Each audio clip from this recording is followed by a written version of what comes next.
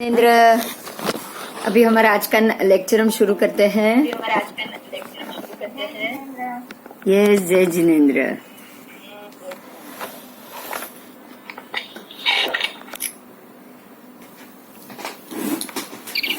कल का जो हमारा लेक्चर था वो ये टॉपिक पे था कि अन्य दर्शन और जैन दर्शन में क्या फर्क है। हमारे आगमों के अंदर है ना एक बात स्पेशली पॉइंट आउट की हुई है, लिखी हुई है कि कोई भी शुभ योग, मतलब योग तो शुभ ही होता है। अगर आप शुभ सोच के काम करोगे तो उसको कहा तो शुभ ही जाएगा। कोई भी अच्छा कार्य, कोई भी परोपकार का कार्य, जन कल्याण का कार्य, किसी का भला करने का कार्य, या फिर दान, शील, तप और भाव, ये चारों धर्म, जैसे दान धर्म, शील धर्म, तप धर्म और भाव धर्म। शील धर्म में ब्रह्मचर्य धर्म खास आता है। फिर दान धर्म में योग्य दान, जिसको जो जरूरत है उसका दान, ये दान देने वाला भी, तो उसमें किसी को ज्ञान दान देना भी आ गया, किसी को अन्न दान देना भी आ गया, किसी को कोई जगह की जरूरत है, किसी को दवाई की जरूरत है, वो सारा दान उसमें आ जाता है। ये काम को शुभ काम ही कहा गया है, पुण्य बढ़ाने वाला ही कार्य माना गया है। ठीक है, दान, शील, तप, भाव चारों को। ऐसे ही ब्रह्मचर्य का पालन जैन धर्म ने एक अलग ढंग से देखा है। हमें ना आज ये सभी धर्मों का डिफरेंस थोड़ा सा जानेंगे। जैन धर्म ने ब्रह्मचर्य का अलग नाम दिया है। उसने ब्रह्मचर्य के पालन के पीछे 9 लाख पंचेंद्रिय जीवों की रक्षा माना है। समझ में आ रही है मेरी बात? आज 9 लाख पंचेंद्रिय जीवों की रक्षा एक इंसान ब्रह्मचर्य का पालन करके कर सकता है, और जिसने ब्रह्मचर्य का पालन नहीं किया है वो 9 लाख पंचेंद्रिय जीवों की हिंसा एक समय के भोग में कर लेता है। आपको यहाँ पे बहुत बड़ा ध्यान देना है। देखिए, बहुत सारे ऐसे संत महात्मा मिलेंगे अलग अलग धर्म के जो ब्रह्मचारी रह चुके, जो ब्रह्मचारी है, ये तो है, लेकिन एक अलग से आप व्यक्तित्व देखोगे कि ये ब्रह्मचर्य का पालन करने के बाद वो जो दार्शनिक है अलग धर्म का, फिर वो बौद्ध धर्म का हो या हिंदू धर्म का हो, उसने यथा योग्य साथ में तब भी किया है। ध्यान दीजिएगा, उसने यथा योग्य तब भी किया है। उसने कंदमूल खाना, उसने चाहे कंदमूल खा के किया है, लेकिन जो सोच के किया है ना, वो तब सोच के किया है कि मैं एक ही टाइम खाऊंगा, बाकी रोज नहीं खाऊंगा, तो मैं अपने आहार संज्ञा के ऊपर कंट्रोल लाऊंगा। वो आहार संज्ञा नहीं समझते, लेकिन वो तप करने का माध्यम अपने आप पे कंट्रोल करना जरूर समझते। तो उससे कंट्रोल मतलब आप अपने शरीर का, जो आपको अष्टांग योग की जो पद्धति है ना, ध्यान, धारणा, समाधि, उसमें शुरुआत में जो है ना यम नियम, तो यम और नियम में वो आना जरूर चाहेंगे। ये अष्टांग योग जो है ना 8 प्रकार के, यम, नियम, प्रत्याख्यान, प्राणायाम, ये जो सारी पद्धति है ना, ध्यान, धारणा, समाधि, ये जो पद्धति है ना, वो हिंदू धर्म की पद्धति। किसी भी नियम में आना, नियम में रहना। यम का मतलब ये हो गया कि कुछ सिद्धांत, नियम मतलब वो सिद्धांत के ऊपर आप चल रहे हो, आपने वो नियम में अपने आपको बांध लिया है। उसके बाद है प्रत्याहार, मतलब कैसे आहार, उसमें आहार तो बहुत मस्ट आता है, तो वो आहार का पालन, उनके हिसाब से कंदमूल भी उपवास में खाने योग्य वस्तु है, तो वो इस प्रकार से भी उपवास करते हैं। मतलब उन्होंने उपवास रखा है पूरा दिन, या कभी भी कुछ भी खाना उनका नियम नहीं है। ऐसे नियम से भी जीने वाले जो भी है वो पुण्य कर्म कमाएंगे ही कमाएंगे। आपको यहाँ पे भार देना है जो भगवान बोले हैं वो। अगर आप दान, शील, तप, भाव, ये 4 में है और पूर्ण रूप से अगर ये 4 का पालन कर रहे हो, आपका अगला जन्म पुण्य कर्म वाला होगा ही होगा। फिर चाहे आप देव बनो, चाहे मनुष्य बनो, चाहे मनुष्य बन के हजारों करोड़ों उपभोग भोगो, राजा बनो, इंद्र बनो, देव ये भवनपति या वाण व्यंतर विमानवासी देव बनो, कुछ भी बन सकते हो आप, कुछ भी बन सकते हो। तो ये सारी चीजों से ये यम नियम आदि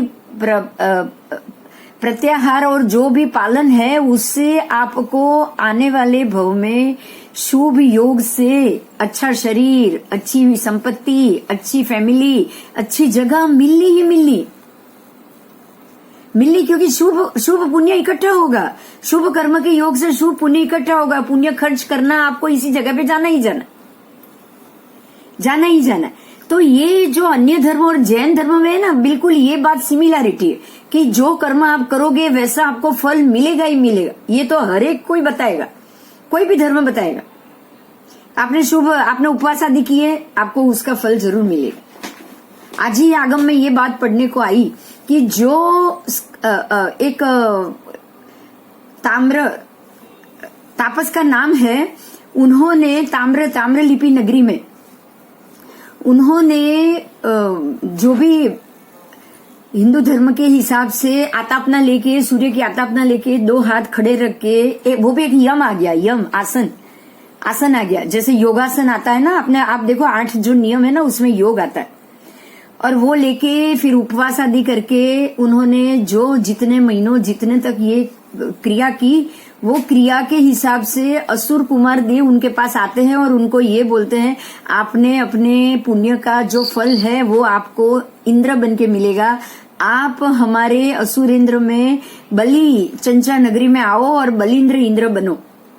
आपने उतना पुण्य कमाया है। तो ये तापस ने मना कर दिया, मैं नहीं जाऊंगा, मुझे नहीं बनना है, मुझे बलिंद्र नहीं बनना है, क्योंकि उनकी इच्छा बलिंद्र असुर कुमार के इंद्र बनने की नहीं थी। उन्होंने और ज्यादा किया कुछ और वर्षों तक, और वो भी थोड़ा सा मतलब धर्म के हिसाब से किया, थोड़ा सा धार्मिक ये सोच के और धर्म के हिसाब से भगवान का समोसरण देखा होगा, उसकी बात सुनी होगी, उस हिसाब से किया। तो वो सचमुच में शक्रेंद्र बने।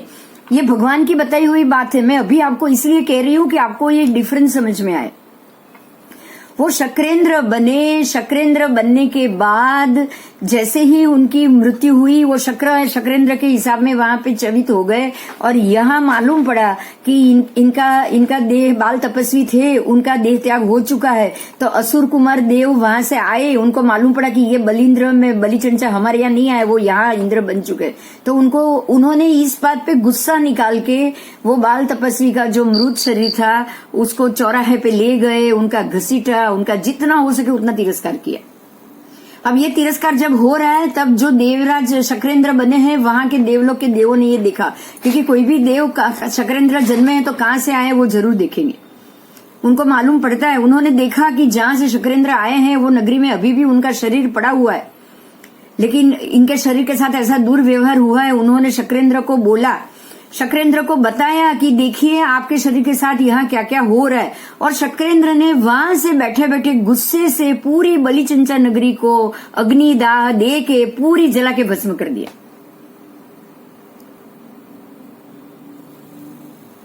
ये बात जान के ये भगवान गौतम स्वामी को बता रहे हैं, और ये बताने का कारण एक ही है, जो पुण्य उन्होंने कमाया वो पुण्य उनको, वो वही तप, वही साधना, वही सारी, सिर्फ दृष्टिकोण नहीं था उनका, दृष्टिकोण अलग था, लेकिन उन्होंने कुछ समय के लिए वो दृष्टिकोण भगवान के पास आके वो समझे बात, वो उन्होंने उस हिसाब से तप किया ना, तो वो शक्रेंद्र बने। और शक्रेंद्र आपको पता है कि वो भगवान के सारे जो भी उनके जो हम बोलते हैं ना अष्टानिका महोत्सव और भगवान के जो 5 कल्याण के वहां शक्रेंद्र जाते हैं, भगवान के जन्म के वक्त शक्रेंद्र वहां होते ही होते। तो ये जो शक्रेंद्र थे वो सम्यक दृष्टि होते हैं, तो वो उनको थोड़ी सम्यक दृष्टि आई और वो जगह पहुंचे, लेकिन उनके तप का फल क्या मिला आप समझ सकते हो।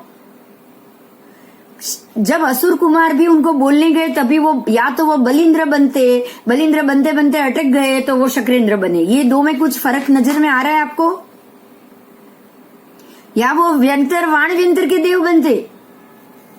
या असुर कुमार के देव बनते। बलिंद्र असुर कुमार के देव है, उन्होंने उतना तो तप कर ही लिया था कि वो असुर कुमार के देव बन सकते थे, लेकिन वो तप के अंदर जब उन्होंने परमात्मा से बातें जानी और उन्होंने उसके अंदर अपना जो धर्म और वो समझा, दीक्षा ली, और दीक्षा के बाद जो उन्होंने तप और सब किया, उसका परिणाम ये हुआ कि वो शक्रेंद्र बन पाए।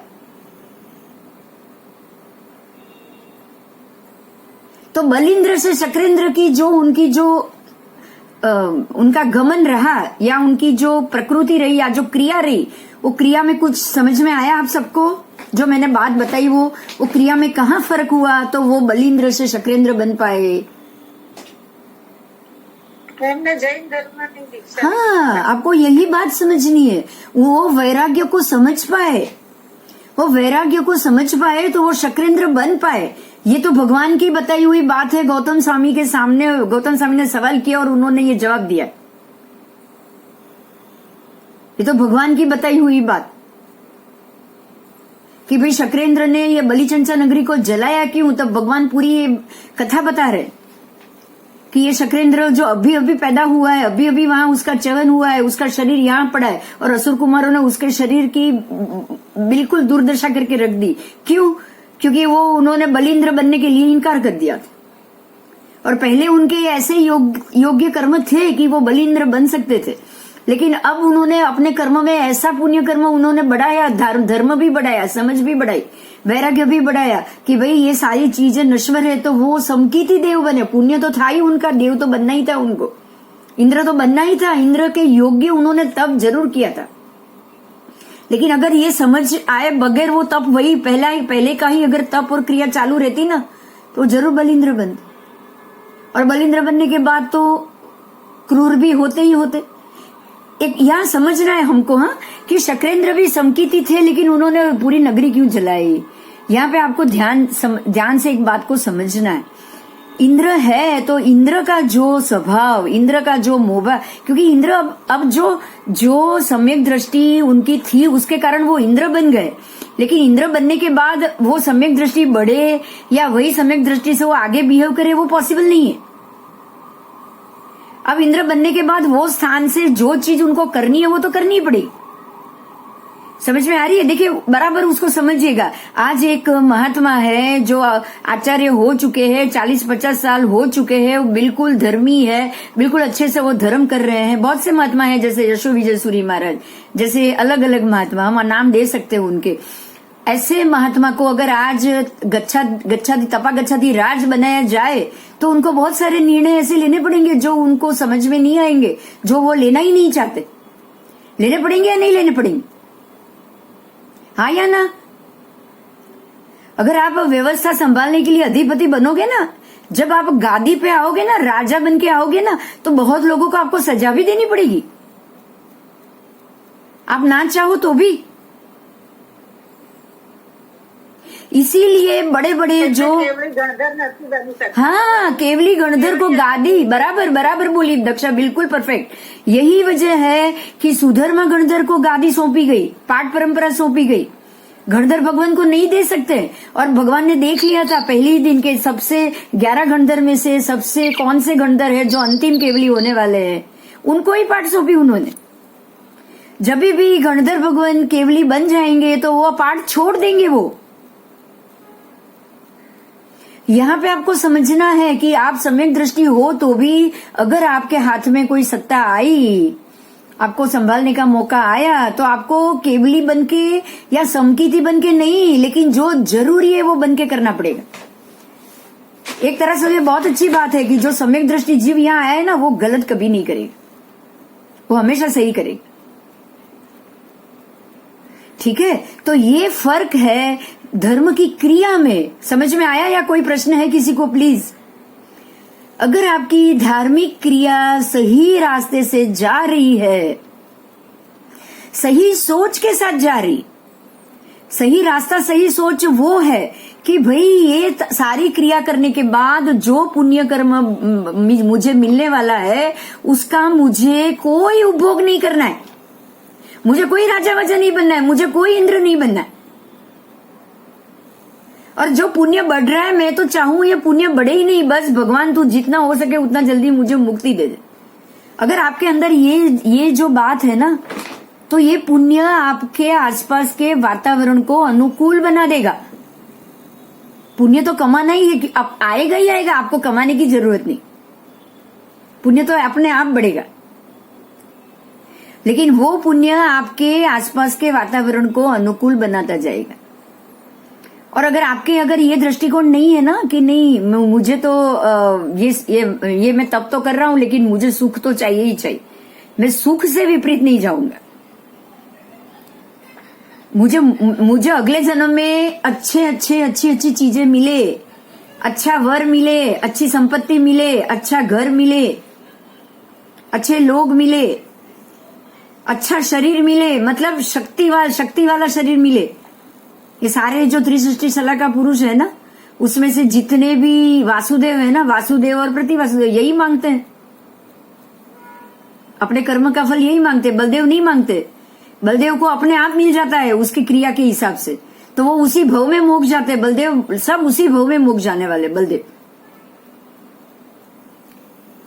बलदेव और तीर्थंकर परमात्मा ही उसी भव में मोक्ष जाते हैं, बाकी कोई नहीं। बाकी जितने गए तो गए, नहीं गए तो उसमें भी वासुदेव प्रति वासुदेव तो बिल्कुल ही नहीं। वासुदेव नियमान नरक में जाए, प्रति वासुदेव भी नियमान नरक में जाए। तो यही कारण है, क्योंकि समझ में वैराग्य नहीं है, समझ में जैनिज्म नहीं है। सबसे पहली बात, समझ में जैनिज्म नहीं। आप यही शब्द बोलोगे। अगर जैनिज्म होता ना समझ में, तो ये सारी क्रिया करने के बाद उसका फल ही नहीं सोचते हो, उसका फल ही नहीं सोचते। आगे जाएंगे। इसी तरह से जैन दर्शन ने, देखिए यहाँ पे वही बात आ रही है जो कल हमने देखा था कि भारतीय दार्शनिकों ने जगत के स्वरूप के विषय में बहुत गंभीर चिंतन किया है। वो क्या चिंतन किया है कि जगत नित्य है या अनित्य है। जैन दार्शनिक ने बोला है कि ये जगत नित्य भी है और अनित्य भी है। आपको पता है जैन धर्म ने क्या कहा है? जैसे ही सवाल आएगा ना जगत नित्य अनित्य है, जैन धर्म ये बोलेगा नित्य भी और अनित्य भी, दोनों है, नित्य अनित्य। कैसे? तो वो हमेशा यही पे ही रहने वाला है। और अनित्य कैसे? तो कि जो यहां से छोड़ के जाएगा उसको वापस नहीं आना है, तो वो अनित्य हो गया। सीधी बात। जो यहां रहने वाला है उसके लिए हमेशा के लिए ये जगत रहेगा। तो अभवी जीव भी है जो हमेशा रहेगा, जगत भी रहेगा, जीव भी रहेंगे।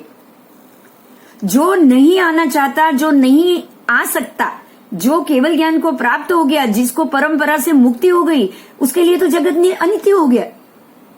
तो जगत नित्य भी है अनित्य भी है। जैन धर्म बराबर समझा रहा है। अगर कोई भी एक प्रश्न आएगा ना तो जैन धर्म उसको दोनों को मानेगा। आगे आएंगे, सत है या असत, तो सत भी है असत भी है। प्रलय होता है या नहीं, तो प्रलय होता भी है लेकिन संपूर्ण नष्ट नहीं होता है, तो नहीं भी होता है। सृष्टि तो रहती है, प्रलय होता रहता है, सृष्टि भी टिकी रहती है। ये सारे विषयों पर जैन दार्शनिकों ने जो भी मत दिया है वो सभी से अलग है, सभी से अलग है। बहुत जगत उसको क्षणिक मानता है, न्यायिक जगत उसको नित्य मानता है। जैन दार्शनिक की ही अपनी अलग मान्यता है। तो जो मान्यता है ना उसको ही अनेकांतवाद बोला है। एकांत नहीं, अनेकांत। एकांत अनेकांत का मतलब समझिएगा। अभी आपको ये जगह पे ये मतलब को समझना पड़ेगा। एकांत क्या है, अनेकांत क्या? एकांत का मतलब ये हो गया कि दो में से एक ही जवाब नहीं, ऐसा है मतलब ऐसा ही है, ऐसा। लेकिन अनेकांत का मतलब ये है कि भाई अलग व्यक्ति के हिसाब से अलग चीज हो सकती है।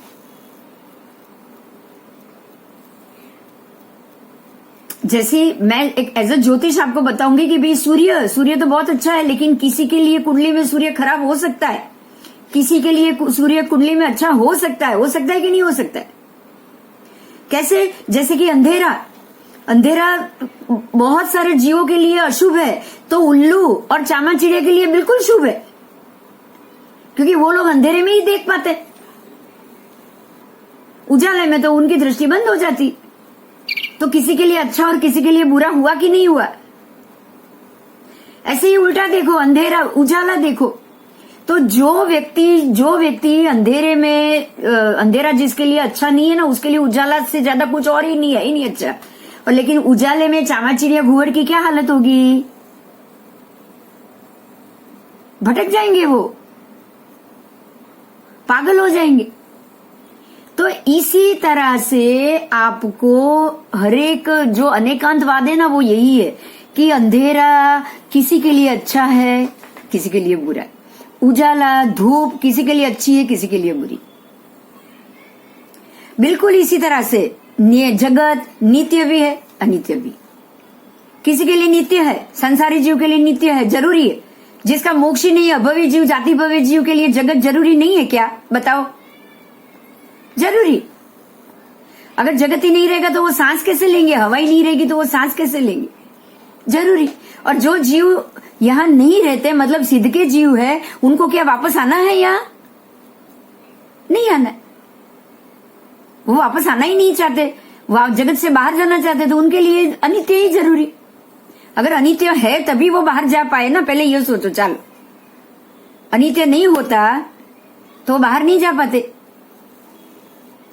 तो इस प्रकार से हमें जैन दर्शन ने अनेकांतवाद से हर एक विषय को, देखिए इसमें आगे भी आएगा, मैं अभी बोल देती हूँ। इंडू पहला कि मुर्गी पहला? बोलो, ये भी अनेकांतवाद। कोई बोलेगा इंडा होता तो मुर्गी आती, कोई कहेगा मुर्गी होगी तो इंडा आएगा ना, नहीं तो कहां से आएगा? बोलो, आप दो में से कौन पहला आया? पता नहीं। अगर मुर्गी की दृष्टि से देखोगे तो इंडा पहले, इंडा की दृष्टि से देखोगे तो मुर्गी पहले, बराबर। तो जैन दर्शन ये कह रहा है कि अगर इंडा होता तो मुर्गी आती, अगर मुर्गी होती तो इंडा होता। मतलब दोनों है, दोनों है। इंडा भी पहला है, मुर्गी की भी पहली। अन्य दर्शन ऐसा नहीं कहेगा, ये बोलेगा दो में से एक ही पहला है, दोनों पहला नहीं। इसी प्रकार से बीज पहला या वृक्ष पहला? नहीं, बीज पहले तो बीज आया कहां से? तो ये भी अनेकांतवाद, ये भी अनेकांतवाद कि भाई वृक्ष की अपेक्षा से बीज पहले है। बीज नहीं होता तो वृक्ष नहीं बनता, और वृक्ष की अपेक्षा से बीज पहला है, तो बिना बीज तो वृक्ष बनेगा ही नहीं। इसको अनेकांतवाद कहते हैं। ध्यान में आ रही है मेरी बात? अनेकांतवाद इसको कहते हैं कि दोनों एक दूसरे के पूरक होते हैं। अनेकांतवाद में दोनों एक दूसरे के पूरक होते हैं। अगर एक दूसरे के दोनों पूरक है, दोनों चीज दो अलग अलग जगह पे भी काम कर रही है, पॉजिटिव काम कर रही है,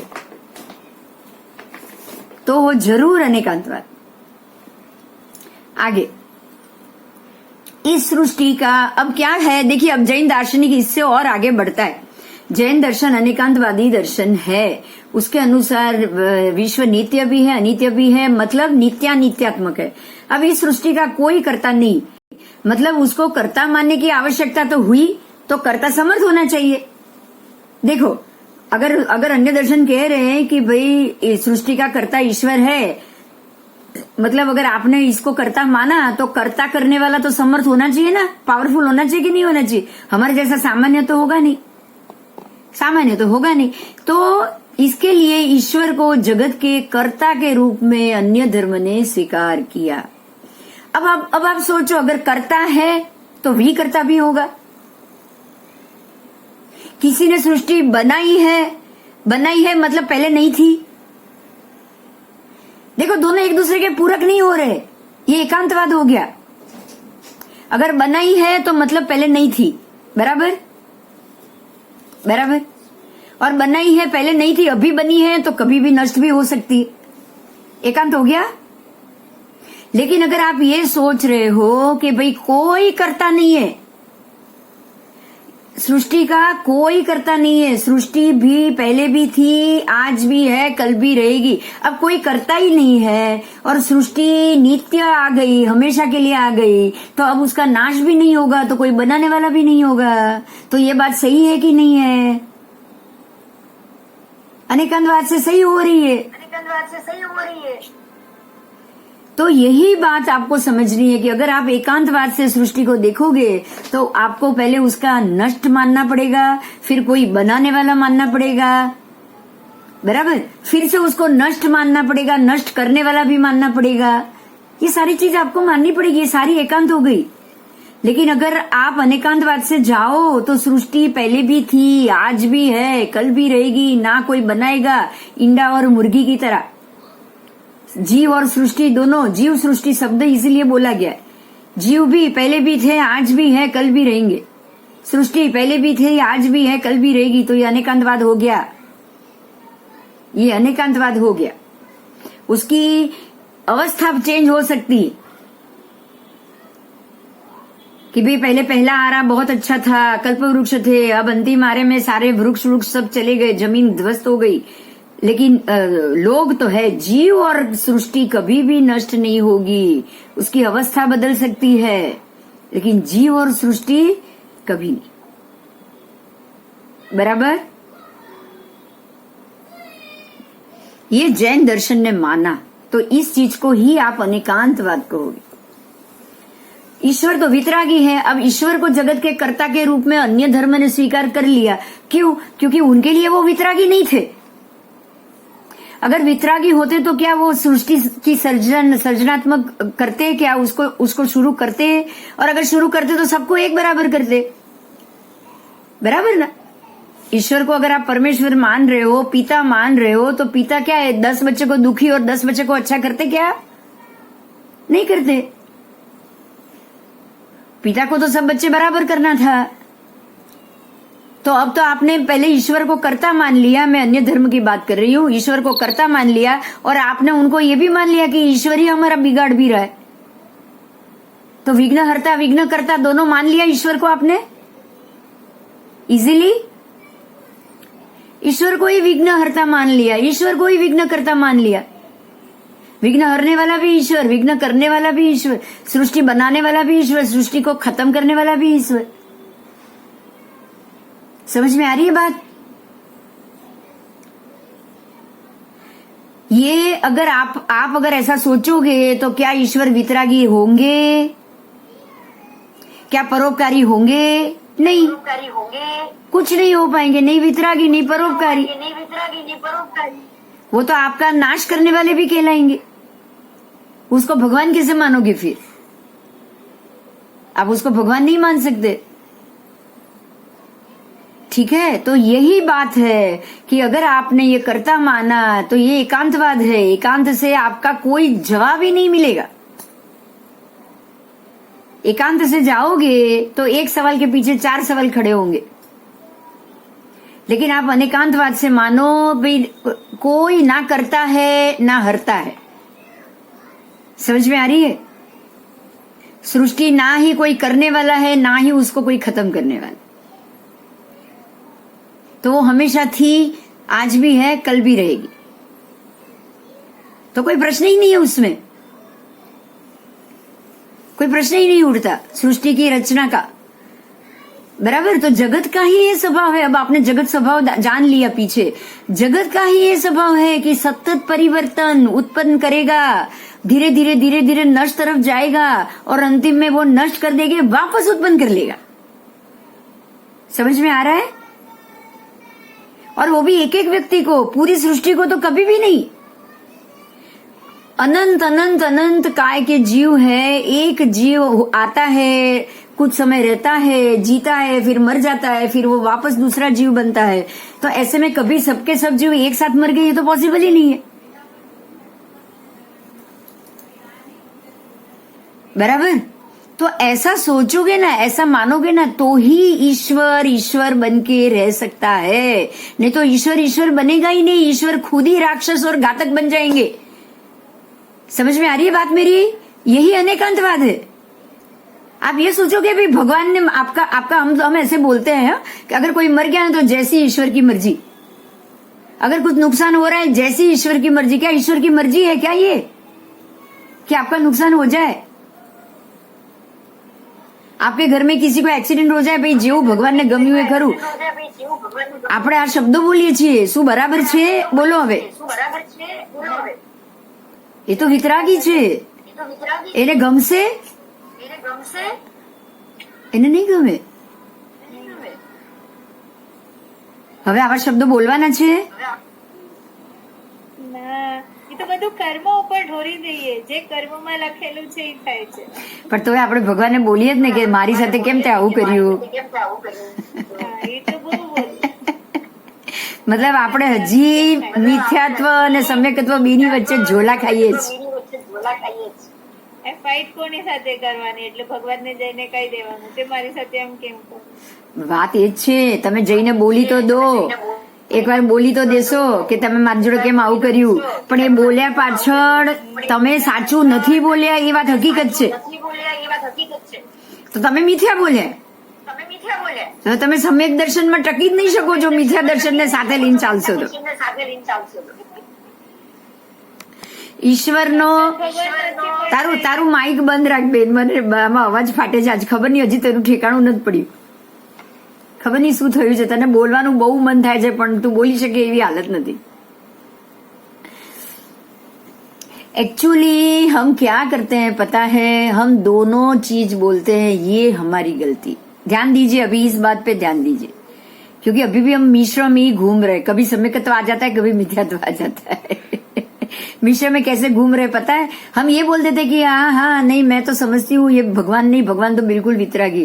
लेकिन जब दुख आ जाएगा ना तब अरे भगवान आ शू थयु, ते आ केम कर्यु, ऐसा क्यों हुआ, मैं इतना धर्म कर रहा हूँ फिर भी मेरे साथ ही ऐसा हो रहा है, मैं इतना धर्म कर रहा हूँ फिर भी मेरे साथ ही ऐसा हो रहा है. मतलब क्या हो गया पता है, आपको ये पता ही नहीं है, आपको ये पता ही नहीं है कि धर्म करने वाले के यहाँ ही ध्यान दीजिएगा. अगर आप धर्म कर रहे हो ना, आप अगर धर्म करते करते करते बिल्कुल वो स्थिति में पहुंच जाओ ना कि अब आपको सम्यक दर्शन आ जाए ना कि अब आपको नए कर्म नहीं बांधने हैं, तो जितनी भी व्यक्ति सामने होगी ना सारी अपनी लेन देन चुकाने के लिए सामने आ जाएगी. मैंने पहले भी एग्जाम्पल दिया था, वापस दे रही हूँ. श्रेणीक राजा तीसरे भव में मोक्ष था उनका, तीसरे भव में, और कुणिक नरक में गया, छठी नरक में. कुणिक मर के छठी नरक में जाने वाला था, उसकी तो नियत थी नारकी. लेकिन श्रेणीक राजा तो तीसरे ही भव में मोक्ष जाने वाले थे. तो जो समय श्रेणीक राजा को जेल में बंद करके, कारागृह में बंद करके रोज 100 कोड़े मारना, ये कर्म श्रेणीक राजा का अगर कुणिक तब नहीं करता तो कब करता, बोलो. अब वो तो छठी नरकी से कितने 22 सागरोपम के बाद बाहर निकलेगा ना,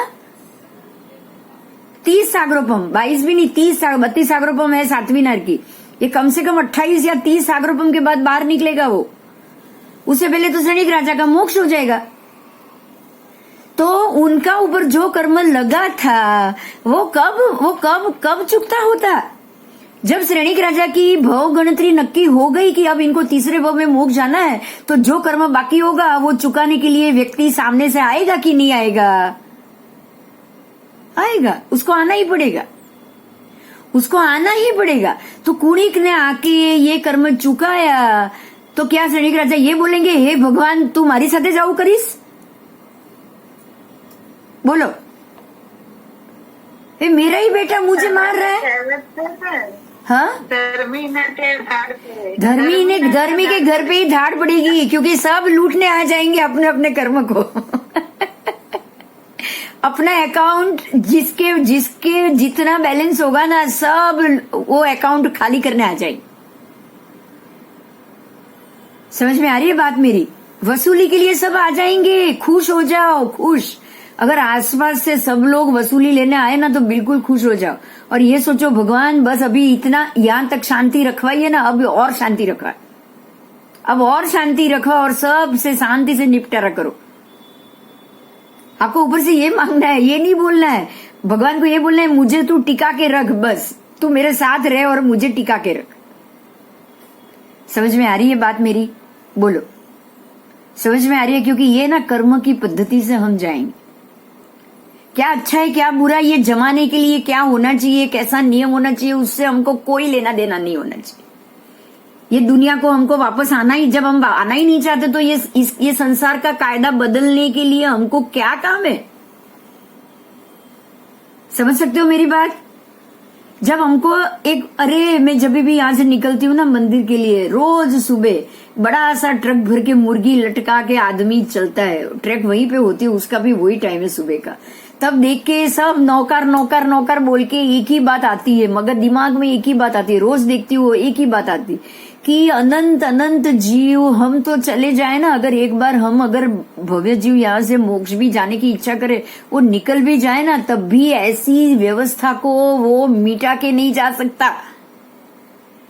अफसोस की बात है हम सबके लिए, क्योंकि संसार रहने वाला है, ये व्यवस्था भी रहने वाली है। आप कितना भी कर लो, ना संसार का नष्ट होगा, ना पाप का नष्ट होगा, कुछ नहीं होगा, कुछ नहीं होगा।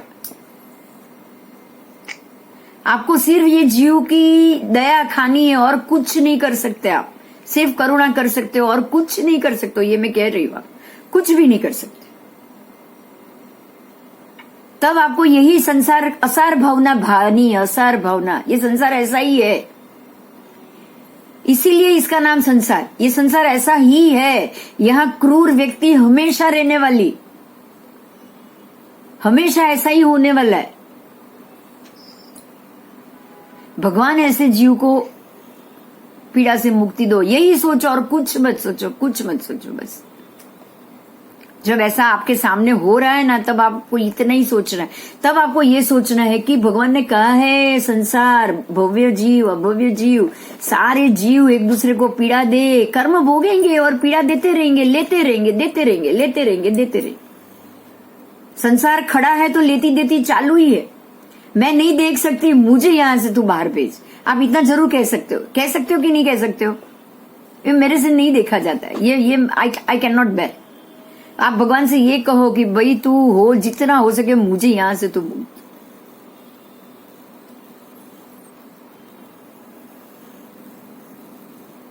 यहाँ तो कहीं तय हाँ બોલ। હા, ભગવાન તો આપણા માટે કંઈક મચ કરતા જ નથી, એમ કહે તો પછી આપણે કેમ ભગવાનને પ્રાર્થના કરીએ કે મને શક્તિ આપો? એટલા માટે इसके लिए बराबर बराबर सवाल किया, बराबर जगह पे किया, इसके लिए कि हमको पता है कि वो यहाँ से बाहर निकले, हम जानते हैं कि वो यहाँ से, क्योंकि जाने का रास्ता उन्होंने बताया है ना, इसीलिए हम उनसे प्रार्थना करते हैं।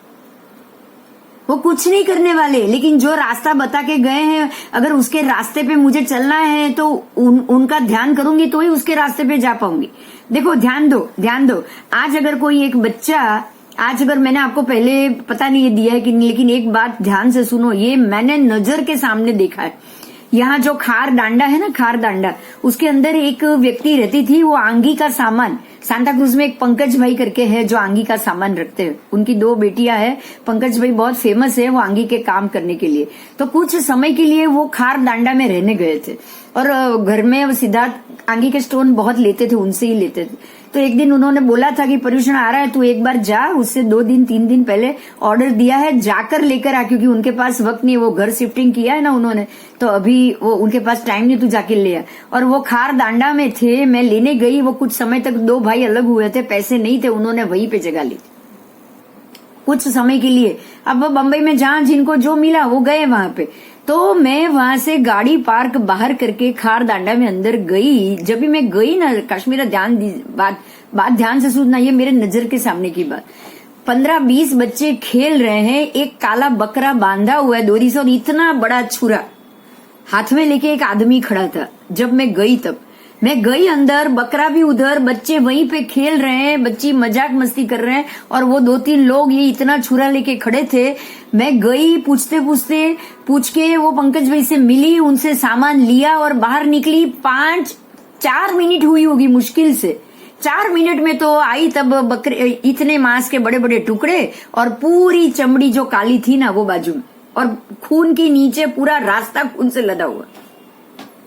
4 मिनट में तो वापस आते आते बकरे की चमड़ी अलग, बकरे का मांस अलग, खून नीचे और बच्चे खेल रहे। समझना, मैं ये चीज से मैं एक ही बात, 2 मिनट के लिए तो सांस रुक गई मेरी, लेकिन कुछ कर नहीं सकते थे अपन। ना कोई किसी को बोलना वहां जरूरी और ना कुछ समझाना जरूरी। हाथ में इतना बड़ा छुरा रखकर अगर कोई आदमी खड़ा होगा, आप उसको क्या समझाओगे? और क्या बोलोगे? निकल गई वहां से, आई, लेकिन एक ही बात सोची दिमाग में, तब मुझे एक ही बात आई, सिर्फ एक बात। मैंने किसी को कुछ नहीं देखा है, ना कोई बोलने की बात है, नहीं सुनने की बात है, लेकिन एक बात दिमाग में उस दिन आ गई कि ये सारे बच्चे आसानी से बकरे को कटते भी देख रहे हैं, उसकी चीखें सुन के बिल्कुल बहरे भी हो जाते बचपन से ही, बचपन से ही। समझ में आ रही है मेरी बात? अब जो तू बोल रही है ना, जो सवाल है ना, इसका जवाब यहीं पे है। अगर बच्चे रोज अपनी नजरों के सामने हिंसा होती देखेंगे, इसी को धर्म मानेंगे, इसी को वो बकरी ईद और वो उपवास और खाने का मानेंगे, इसी को वो मोहम्मद पैगंबर को बलि देना अच्छा और शुभ मानेंगे, तो ये बच्चा उनके रास्ते ही जाएंगे।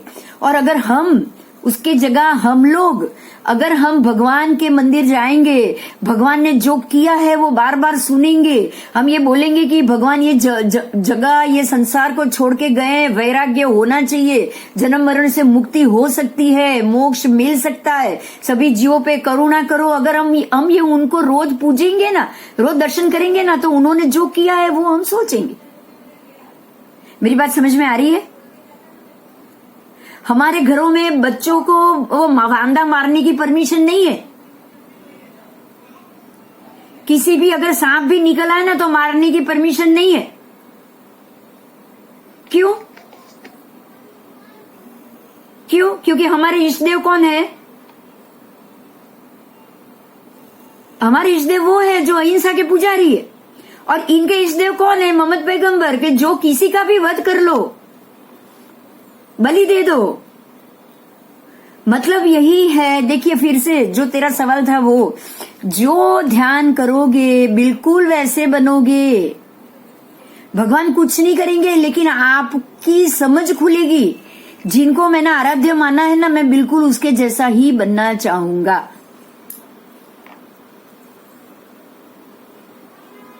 बराबर? बराबर। इसीलिए भगवान की पूजा, प्रभावना देखते रहना है। दिन 10 दिन, 100 दिन, 1000 दिन, करोड़ दिन अगर आपने देख लिया ना अपनी पूरी जिंदगी में, भगवान की मूर्ति, भगवान की पूजा, भगवान की मूर्ति, भगवान की पूजा। जब भी आपको कहीं भी मूर्ति मिलेगी ना, अगले जन्म में भी मिलेगी ना, जैसे ही मिलेगी ना, आप बोलोगे ये मेरी है, मुझे यही अच्छा लगता है, बस आप ये बोलो। और अगर इससे विपरीत, अगर जैसे ऐसे मुर्गा को मारने वाले, बकरे को मारने वाले, काटने वाले, इन्होंने अगले जन्म में जैसे ही जन्म लिया, आंखें खोली और ये देखा, उनको यही अच्छा लगे, उनको यही अच्छा लगे। तो आप वो चीजों को देखो। हमारी इंद्रिय आदत लगा देती है, और वो आदत से वो उसको हमको मजबूर बनाना है, हमको अपनी इंद्रियों को जबरदस्ती बताना है कि तू यही चीज देखेगी और तू इसी को ही अपना मानेगी। बराबर? तो आगे जाएंगे। तो ये ईश्वर का स्वभाव है कि जगत और जीव को कैसे दूसरे जीवों की रक्षा करानी चाहिए। यही, इसीलिए ईश्वर का नाम ही परम पिता और परमेश्वर। परम पिता परमेश्वर मतलब क्या? कि जो परम है, जो उच्च है, जो पिता समान है, अगर उच्च ऐसा उच्च विचार वाला हो गया, ऐसे ही पिता समान हो गया, तो वो अपने बच्चों को अपने साथ ही लेके जाएगा, तो वो मुझे भी अपने साथ ले लेगा। इसीलिए उसको हमने परमेश्वर मान लिया।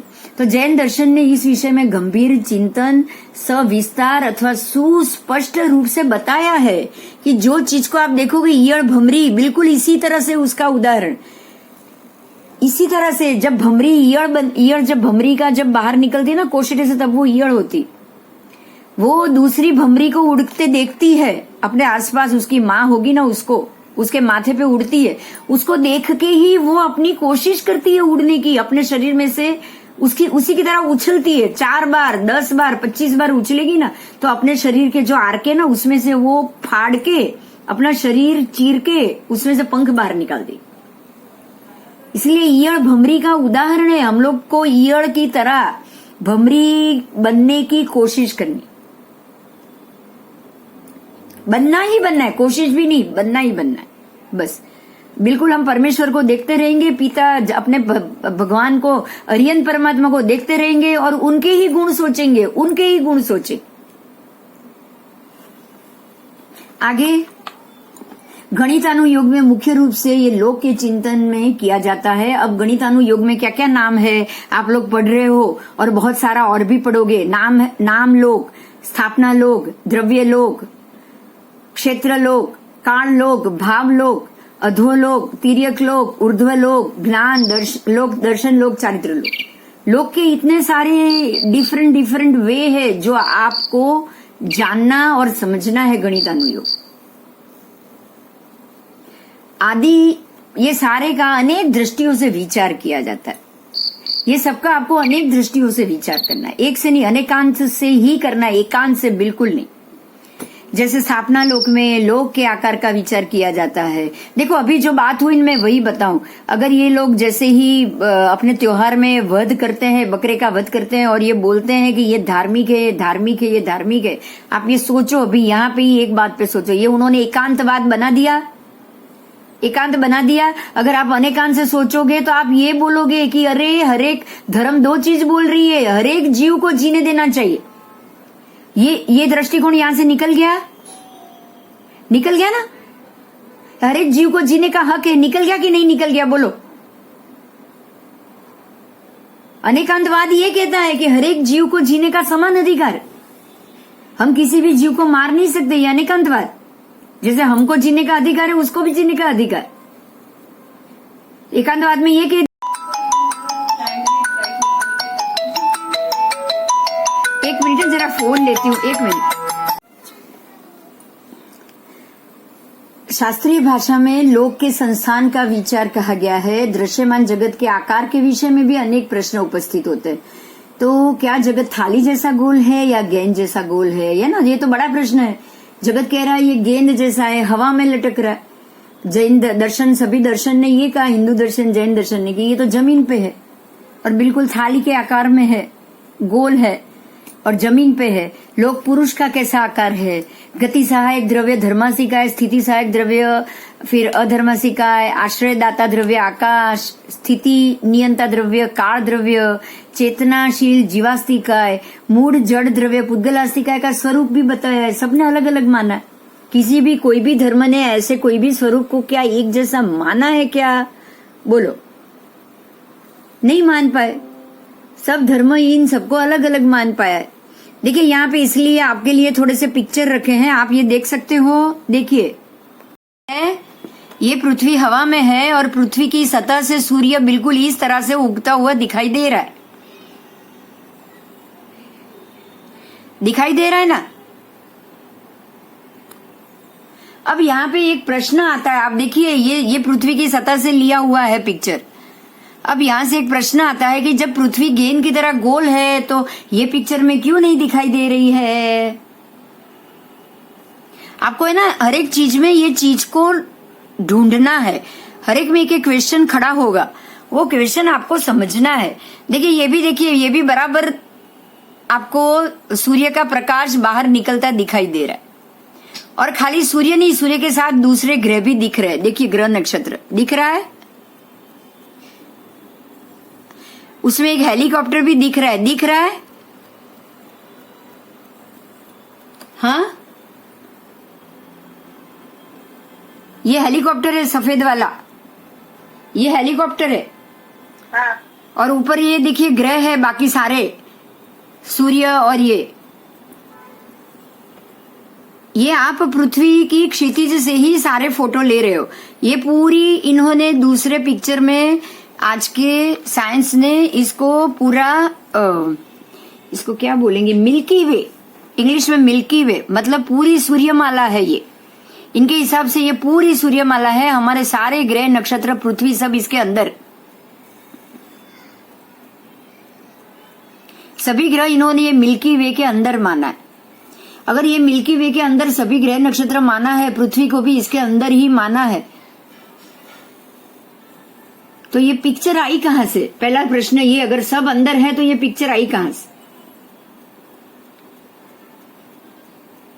बोलो, यहां पे मुझे जवाब चाहिए आप लोगों से।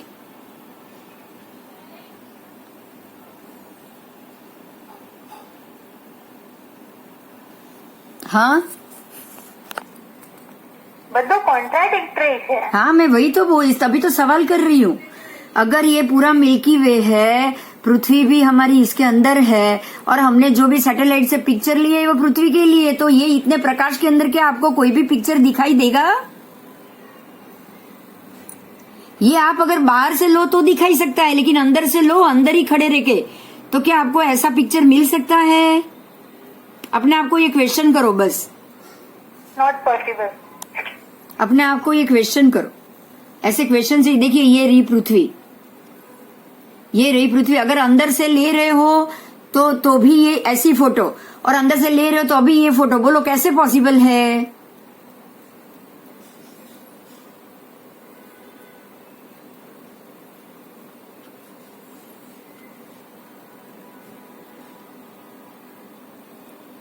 ये भी बिल्कुल ऐसे ही सूर्य का है, और सामने यहाँ पृथ्वी बताएगी. तो सूर्य का गोला है और ये पृथ्वी. ये सारे जो भी अपने यान से पिक्चर लिए जाते हैं ना, उसकी बात. ये भी सूर्य का गोला है जो स्थिर है, और पृथ्वी उसके आसपास घूमती है. पृथ्वी की सतह पे सूर्य का प्रकाश ऐसे गिर रहा है. दोनों हवा में बराबर एक लेवल में.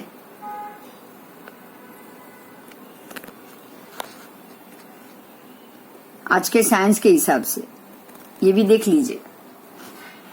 सारे देखो, पिक्चर्स बहुत इकट्ठे हैं इसमें, बुक में. आपको सब देखना चाहिए. देखो, अब देखो, ये पृथ्वी है, ये सूर्य है, ये चंद्र है. दिख रहा है आपको? तीनों एक लाइन में. ये अमावस का सीन है. पृथ्वी एक तरफ है, सूर्य चंद्र दोनों एक तरफ चले गए. मगर यहाँ एक तरफ नहीं है, चंद्र इस तरफ है. ये पूर्णिमा का सीन है. अगर पूर्णिमा का सीन है तो चंद्र पूरा दिखना चाहिए या नहीं दिखना चाहिए?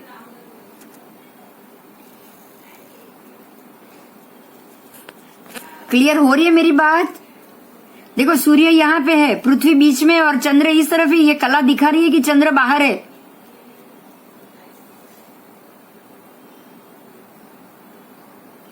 हाँ या ना? कोई कुछ बोल नहीं रहा है. ચંદ્ર બહાર છે. चंद्र बाहर है, पृथ्वी और सूर्य के बीच में नहीं है. पृथ्वी और सूर्य के बीच में चंद्र नहीं है. चंद्र इस तरफ है, तो इस तरफ है, तो पूरा दिखना चाहिए. दिखना चाहिए या नहीं दिखना चाहिए? दिखना चाहिए. हाँ, लेकिन नहीं दिख रहा है. यहाँ नहीं दिख रहा है. तो क्या ऐसा पिक्चर होगा? ये आर्टिफिशियल पिक्चर है, इतना तो आपको क्लियर होना चाहिए. नहीं है ये आर्टिफिशियल? आर्टिफिशियल है. हाँ, ये तो पॉसिबल ही नहीं है. इस तरफ पृथ्वी के इस तरफ हो तो चंद्र पूरा सफेद दिखना चाहिए, पूरा पूनम का दिखना चाहिए. अब ये भी देखो नीचे, ये भी जो आपने देखी ना, जो मिल्की वे सूर्यमाला, उसका ही ये है. ये ऐसी उन्होंने, वो बोल रहे 16 सूर्यमाला है जो उन्होंने ढूंढ ली. 16. आओ चलो साथ में ये जमीन के भी देख लो. इसके जो इसमें कलर पिक्चर्स है, आपको अपनी बुक में ये कलर पिक्चर नहीं मिलेंगे, इसलिए खास यहाँ पे देख लो. देखो, ये भी आपको बिल्कुल यहाँ पर जो द्रव है, और द्रव में से सीता सीतोदा के 5 द्रव है, ये सब पढ़ने में आएगा, तब वापस आएगा, तब हम ज्यादा डिटेल से देखेंगे, नाम लिखे हुए के साथ देखेंगे. अभी सिर्फ आप पिक्चर देखो. ये मेरू है, मेरू के आसपास का पिक्चर. ये देखो, बीच में ये लाल रंग का है, वो मेरू है, और आसपास में ये सारे 4 पर्वत है. गजदंत पर्वत उसका नाम. चलो अभी मैं टॉपिक में आगे जाऊंगी. हमारा गणितानुयोग नितांत पठनीय विषय है. कुछ वर्षों से ये विषय अनेक कारणों से उपेक्षणीय रहा है. मतलब इसकी उपेक्षा की गई है. ध्यान दीजिएगा, जब से कितने वर्षों से, जब से ये नासा ने और जब से ये साइंस ने इसको बोल दिया कि ये पृथ्वी हवा में है, पृथ्वी हवा में ही दिखाई दे रही है, पृथ्वी जमीन पे नहीं दिखाई दे रही है, तब से ही ये हमारे जैन शास्त्रों की, या जो जमीन पे पृथ्वी बोल रहे हैं, उन सबकी उपेक्षा की गई. इन सबकी उपेक्षा हुई. हमारी ये गणित को लोगों ने क्या, हमने खुद ने ही सच नहीं माना है. हमने खुद ने ही, उन्होंने जो कहा है ना उसको मान लिया है. हम लोगों ने ही जो भी साइंस ने जो बताया, जो कहा ना, उसको हमने सच मान लिया. ठीक है, हमने खुद ने ही हमारे ही गणित को, भगवान की कई बातों को ही हमने नकार दिया, उपेक्षा कर दिए, तो लोगों ने कल्पित विषय कह दिया उसको, और इसकी महत्ता बिना समझे ही उसको अध्ययन से बाहर निकाल दिया, अध्ययन में भी नहीं रखा है, अध्ययन को भी अनावश्यक कह दिया। किंतु इस गणितानुयोग से लोक स्वरूप का बोध होता है और संसार की संरचना तथा क्षेत्रवर्ती जीवों का शरीर, जन्म, मरण, आयुष्य, स्वकाय स्थिति आदि अनेक विषयों का बोध होता है। अगर आपने ये विषय को निकाल दिया ना, तो आपको ये ज्ञान हो ही नहीं पाएगा, आप ये इसका ज्ञान ले ही नहीं पाओगे।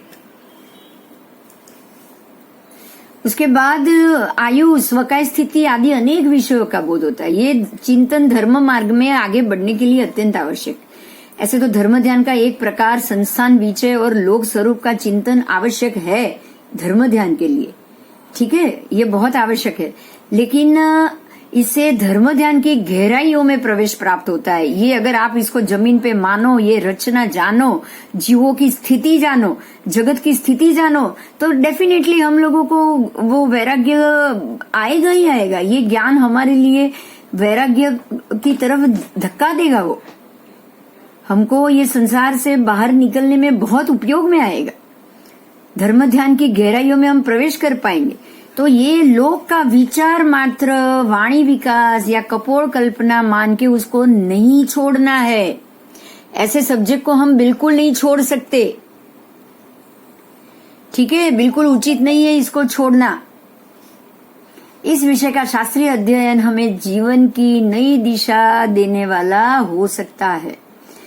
कुछ वर्ष पूर्व फ्रांस की भारतीय विद्या की विदुषी मैडम केया ने जैन कॉस्मोलॉजी नामक ग्रंथ प्रकाशित किया था। लो सुनो, फ्रांस की विदुषी ने जैन कॉस्मोलॉजी ग्रंथ प्रकाशित किया। उन्होंने लोक संबंधी जैन विचारों का संक्षेप में वर्णन किया और प्राचीन पांडुलिपि के कुछ चित्र भी प्रकट किए। आज उन लोगों को भी ये लग रहा है कि ये जो शास्त्र में, जो जैन शास्त्र में लिखा है वो सही है। हम नहीं मानते, लेकिन उन लोगों को ये लग रहा है, ठीक है। ये ग्रंथ पूर्व में प्रकाशित भी नहीं हुआ था, अतः ये ग्रंथ प्रकाशित होते ही जिज्ञासुओं ने सार्थ प्राप्त किया। ऐसा कोई पहले नहीं बना, तो जैसे ही ये बना, इसने इंग्लिश में बनाया, हिंदी में बनाया, तो ये तुरंत ही अभी कुछ समय से ये ग्रंथ अप्राप्य हो गया और उसको देखकर हिंदी भाषी भाई बहनों ने हिंदी प्रकाशन की मांग की। आपको ये बता दूं, ये ग्रंथ मेरे पास है, ये बुक मेरे पास है और इसमें भी बिल्कुल ऐसे ही पिक्चर्स और ये सब चीजें बताई गई है। और हमें ये जान के बहुत खुशी होगी कि ये नहीं मिल पाया, इसलिए ये महात्मा ने भी हिंदी भाषी भाई बहनों के लिए ही इस हिंदी ग्रंथ की रचना की, जो आज आप पढ़ पा रहे हो। ये बहुत अच्छी बात, बहुत अच्छी बात। अगर वो फ्रांस की जो राइटर है उसने अगर ये वो ग्रंथ निकाला नहीं होता ना, और वो अप्राप्य नहीं होता ना, तो हिंदू लोग सोचते भी नहीं कि ऐसी कुछ बात है। वो अप्राप्य हुआ है, वो लिमिटेड में था, उसने नया सेशन नहीं निकाला, इसीलिए ये महात्मा ने हिंदी भाषा में ये ग्रंथ की रचना की। ये बहुत अच्छी बात। आगे जाएंगे। मुनि श्री ने गुजराती ग्रंथ का केवल हिंदी अनुवाद ही नहीं किया, लेकिन समग्र ग्रंथ को नया स्वरूप भी दिया। उन्होंने तो अंग्रेजी में भी लिखा है। सभी विषयों को चित्रों द्वारा स्पष्ट करने का परिश्रम किया। मुनि श्री को कोटि कोटि धन्यवाद तो इस कार्य के लिए देना ही चाहिए। किंतु मुख्य बात तो यह है कि मुनि श्री ने अपार परिश्रम करके आधुनिक शैली द्वारा चित्रों के माध्यम से विषय को अधिक स्पष्ट कर दिया है। वास्तव में देखा जाए तो ये ग्रंथ जैन विश्व रचना को समझने के लिए एक महत्वपूर्ण ग्रंथ है। ये सारी बातें है ना, ये चार्ज रत्न महाराज की बुक के लिए की गई है, जो आप पढ़ रहे हो अभी, ठीक है। तो महात्मा ने इसको करके इसको प्राप्य करके बहुत बढ़िया काम किया है। हम लोग भी तो कब से, जब से ये पढ़ रहे हैं, यही सोच रहे हैं कि ये महात्मा सच में धन्यवाद के बहुत ही अधिकार। प्रत्येक पाठशाला में इस ग्रंथ को पाठ्य पुस्तक में भी पढ़ाना चाहिए। प्रत्येक पंडित श्री को मेरा नम्र निवेदन है कि जैन धर्म का खगोल एवं भूगोल रूप विज्ञान को स्पष्ट करने वाला ये ग्रंथ अवश्य पढ़े और उसका अध्ययन करावे। और ये पंडित जितेंद्र बी शाह, जो एलडी इंस्टीट्यूट इंडोलॉजी के हैं, अहमदाबाद में ये इंडोलॉजी चल रही है, इनके बहुत से लेक्चर्स हुए हैं।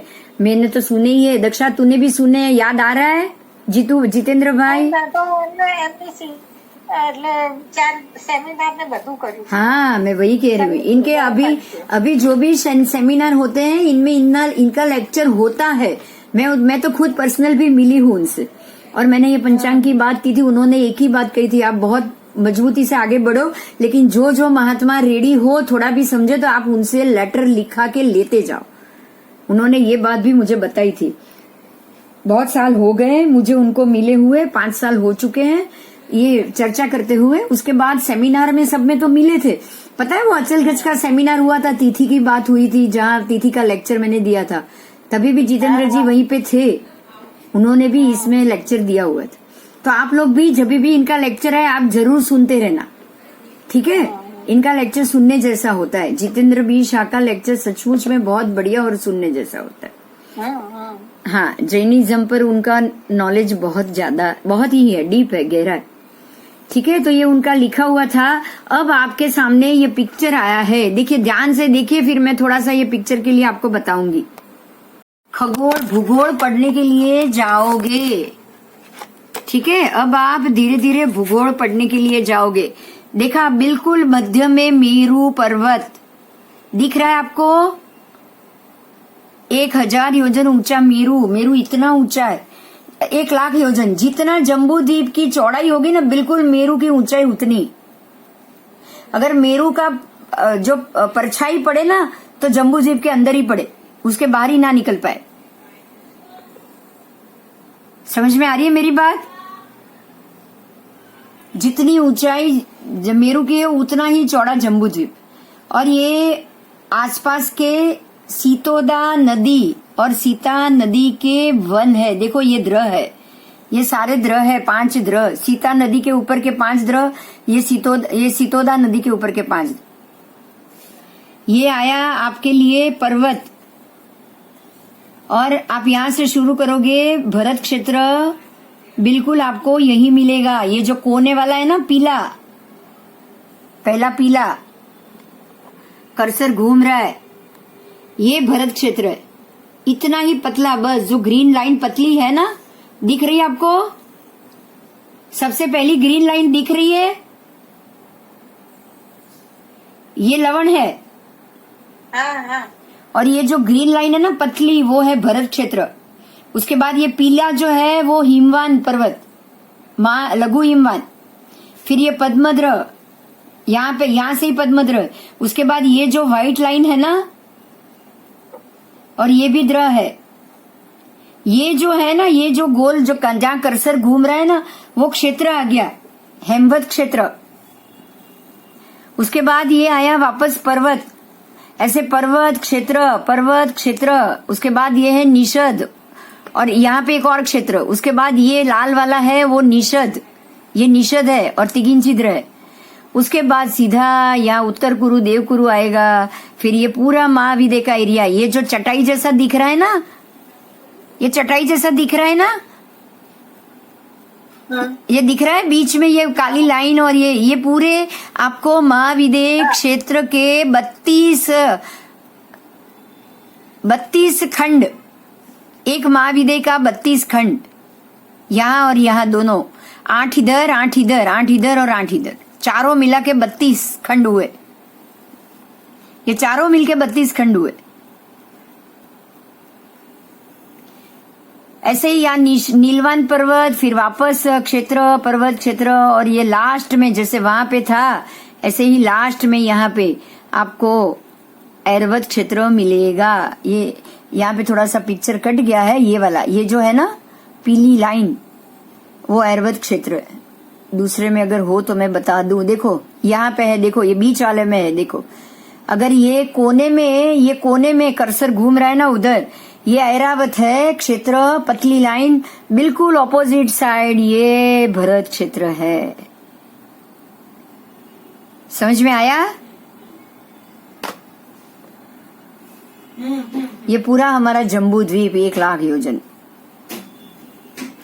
चलो, अब ये सारी चीज कहाँ से, कौन से ग्रंथ का इसमें उपयोग हुआ है और कौन से ग्रंथ कितने प्रमाण का है, ये अगर हम जैन है तो ये सारी चीज हमें समझनी चाहिए. देखो, दशा श्रुत स्कंद निर्युक्ति, आवश्यक निर्युक्ति, ये सारा आवश्यक दशा श्रुत स्कंद ये सारे आगम है। जैसे आगम बने हैं ना, उसमें से निर्युक्ति भी बनी। निर्युक्ति लोगों को सबको पढ़ने के लिए, बाकी सबको पढ़ने के लिए। तो ये 141 श्लोक प्रमाण और ये बनी है भद्रबाहु स्वामी जी महाराज ने बनाई है, जो अंतिम श्रुत केवली थे। और जम्बूद्वीप संग्रहणी ग्रंथ का नाम है इसका, जम्बूद्वीप प्रज्ञप्ति संग्रहणी, जो उन्होंने बनाई है ना दशाश्रुत स्कंद निर्युक्ति, वो कर्ता और ग्रंथ नाम। इस तरह से आपको ये पेज पढ़ना है। जितने भी ग्रंथ के नाम है उनके नाम, उनके श्लोक के प्रमाण वो बनाने वाले भद्रबाहु स्वामी, हरिभद्र सूरी, चक्रेश्वर सूरी, विनय विजय जी महाराज, सबका नाम लिखा है। और आपके लिए ये कौन से ग्रंथ में है ये लिखा है। और आपके लिए ये सारी चीज बना के जो अपना जो पढ़ने का जो आपको ये सब्जेक्ट, अगर गणितानुयोग पढ़ना है तो ये सभी महात्माओं की उसके ऊपर लिखे हुए पुस्तक है। देखो यहाँ बिल्कुल क्लियर हो रहा है, दिख रहा है आपको जम्बूद्वीप सीधा सामने है। आप इसको मेरू पर्वत से देख रहे हो ऐसा लग रहा है आपको। उसमें थोड़ा 5-7 कलर फुटर रख दूंगी मैं, बस, नो प्रॉब्लम। उसमें ब्लैक एंड व्हाइट नहीं रखेंगे, चलेगा ना?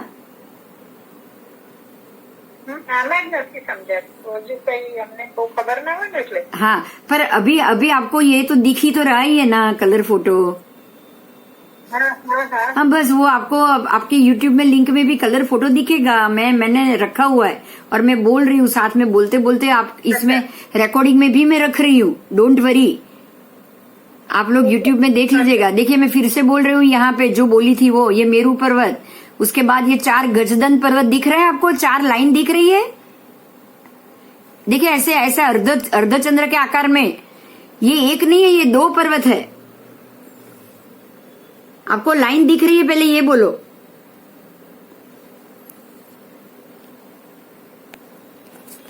दिख रही है। देखो मैं कर्सर घुमा रही हूँ, यहां से लेके यहां तक एक पर्वत, यहां कोने से शुरू होगा और यहां भद्रशाल वन में खत्म होगा। बिल्कुल यहाँ ये कोने से ये दूसरा यहां खत्म, ये तीसरा यहां से यहां खत्म, चौथा यहां से यहां खत्म। गंधमादन वक्षस्कार, माल्यवान वक्षस्कार, चित्रकूट वक्षस्कार और चौथा विद्युत प्रभ वक्षस्कार। ये जो 4 है, चारों के चारों नाम से 4 गजदंत पर्वत है। धीरे धीरे आपको भी याद रह जाएगा। मैं भी सरप्राइज हूं, मुझे अभी याद कैसे रहे चारों के नाम। और बराबर इतनी जगह छोड़ के ये जो है वो पूर्व महाविदे, इस तरफ है पूर्व महादेव, इस तरफ है पश्चिम महाविदे। कर्सर घूम रहा है, ये चटाई जैसा है ना, ये 8 है वो पूर्व महाविदे, 8 इस तरफ के मतलब ये जो 4 है ना, देखो अभी मेरा कर्सर ये लास्ट 4 लाइन है ना, ये पहला, दूसरा, तीसरा, चौथा, अभी चारों महाविदे क्षेत्र में तीर्थंकर परमात्मा उसी चारों में है। अंतिम में ये अंतिम, ऐसे ही यहाँ के 2 अंतिम, ये अंतिम 4 विजय में ही अभी के विहरमान 4 भगवंत है। क्लियर हुआ?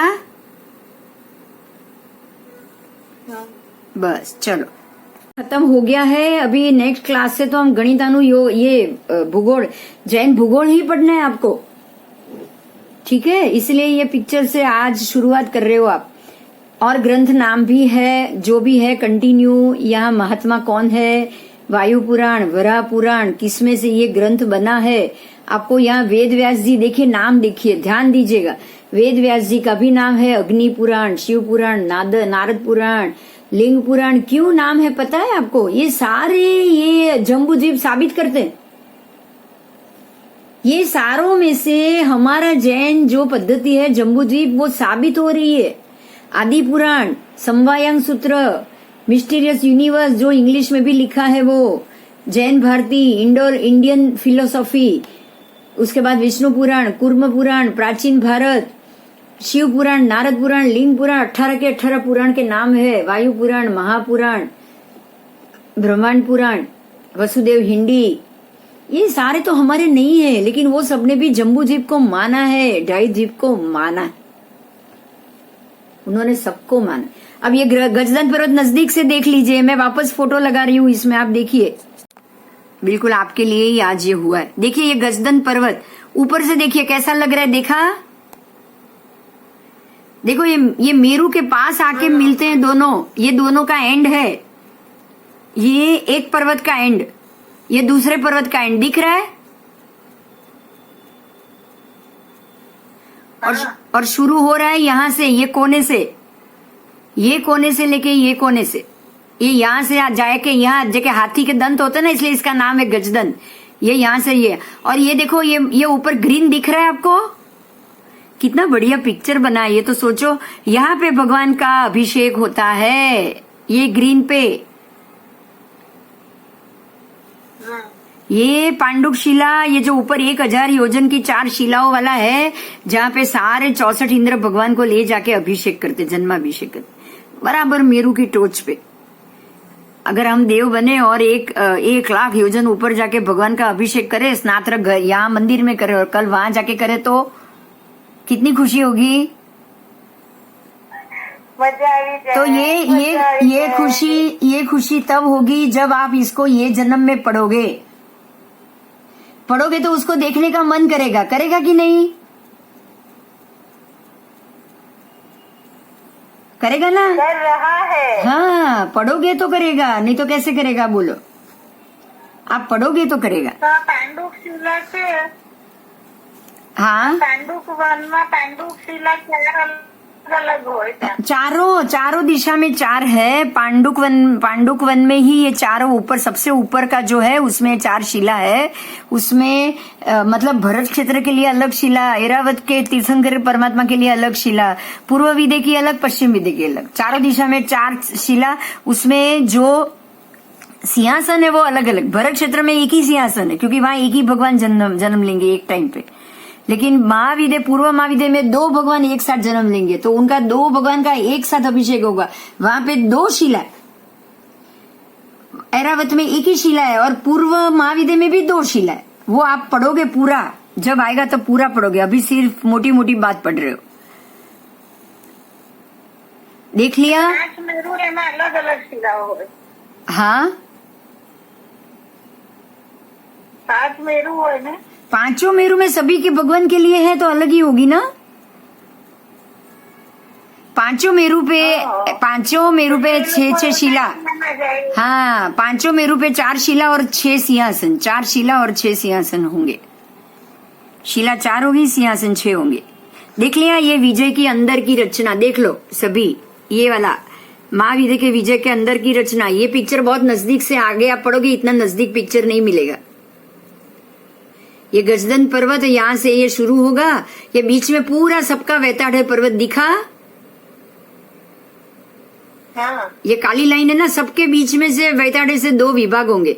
ये एक विजय, उसका यहाँ 3 और यहाँ 3, दूसरे का भी यहाँ 3 और यहाँ 3, ऐसे 8 विजय है लाइन से। तो बराबर सबके बीच में से वैताड़े से विभक्त होते। यहाँ भी ऐसे ही वैताड़े से विभक्त होते। और ये जो बीच में जो जा रही है ना, वो सीतोदा नदी है। ये देखो यहाँ से मेरा कर्सर घूम रहा है, वो ये सीतोदा नदी यहाँ से निकल के यहाँ से लवण में मिलेगी। ये जगह पे वो लवण में मिलेगी। बहुत मजा आएगा सुनने में भी और देखने में भी।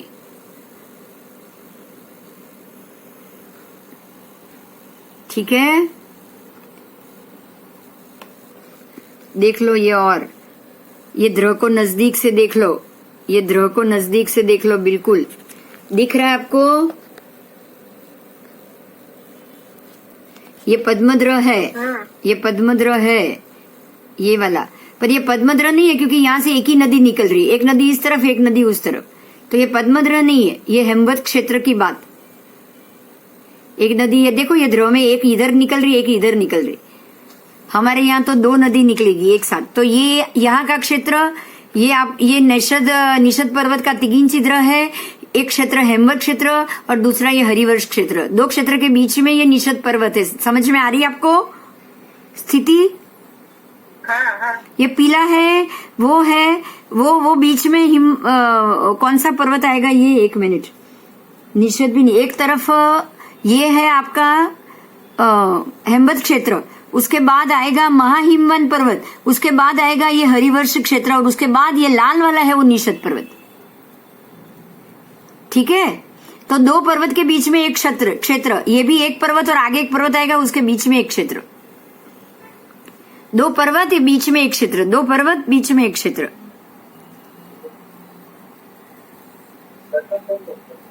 थोड़ा अच्छा है वैसा। चलो ठीक है, आगे और ग्रंथ नाम और ये सब लिखा है।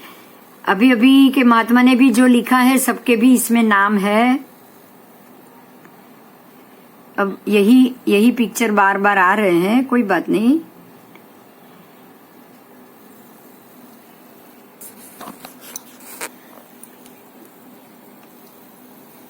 ये पिक्चर थोड़ा उल्टा है। हाँ, अभी ये सीधा हुआ दिख रहा है आपको? ये बराबर मेरू के नजदीक का है, मेरू का लास्ट वन, सबसे पहला वन ये वाला। हाँ, आवे छे कि नहीं? हाँ, ये जो मेरू के नीचे है ना, ये वन है, वन, और चारों पर्वत यहाँ इकट्ठे होते हैं मेरू के पास, और यहाँ पे भद्रशाल वन है, सबसे नीचे का वन। मेरू के कांड आएगा, आप पढ़ोगे। अब नेक्स्ट में आप यही सब पढ़ोगे। देखो ये पिक्चर यहाँ से ज्यादा क्लियर दिख रहा है, दिख रहा है? हाँ हाँ दिख रहा है ना? बहुत बढ़िया है। आप इसको देखते जाओ, देखते रहो, देखते रहो। देखोगे ना तो हमारे मत। हाँ, દ્રહ એટલે એક સરોવરના ઉપર સરોવર, દ્રહનો મતલબ જ સરોવર। અને આજુબાજુ જે જગ્યા છે એ શું હોય? દ્રહ તો આ રહ્યો, આ દ્રહ છે, જો લાલ ટપકું છે ને એ દ્રહ છે। અને એ લાઈનો છે આ લાઈનો પણ 5 દ્રહ જ છે। એમાંથી જ નદી નીકળે, એમાંથી જ પાણી નીકળ્યા જ કરે। દ્રહ એટલે કેવું કે જ્યાં કુદરતી પાણી આવ્યા જ કરે। પદ્મદ્રહ બોલે છે કે નહીં સ્નાત્રમાં? બસ, તો એમાંથી ગંગા ને સિંધુ બંને નીકળે છે। આપણા પદ્મદ્રહમાંથી 2 નદી નીકળે છે। આ દ્રહમાંથી 2 નદી, આપણા પદ્મદ્રહમાંથી 3 નીકળે છે, જ્યારે આ દ્રહમાંથી 2 જ નદી નીકળે છે। જો આમાં 2 નીકળી, જો એક આ બાજુ ઉતરીને એક આ બાજુ, જો અહીંયા જુઓ, પહેલા મારું ધ્યાન જાય છે ત્યાં જો, હું કર્સર છે, આ તિગીંચી, બસ આ તિગીંચી દ્રહ, એમાંથી એક નદી આમ ગઈ, એક નદી આમ ગઈ। એવી રીતે અહીંયા પણ જો, આ બીજો છે, આ કેસરી દ્રહ છે, આ એક નદી આમ આવીને એક નદી પાછળ ઉતરશે, સેમ। સમજાયું? અચ્છા, હા હા હા હા હા હા, બસ દ્રહનો મતલબ જ એ કે એમાંથી એની જાતે જ પાણી નીકળ્યા જ કરે।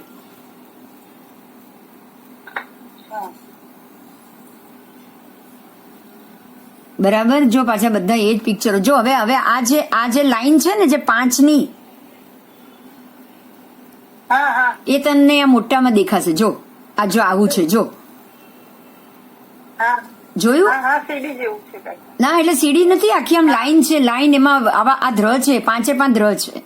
અહીંયા ને અહીંયા આ બધા દ્રહ છે।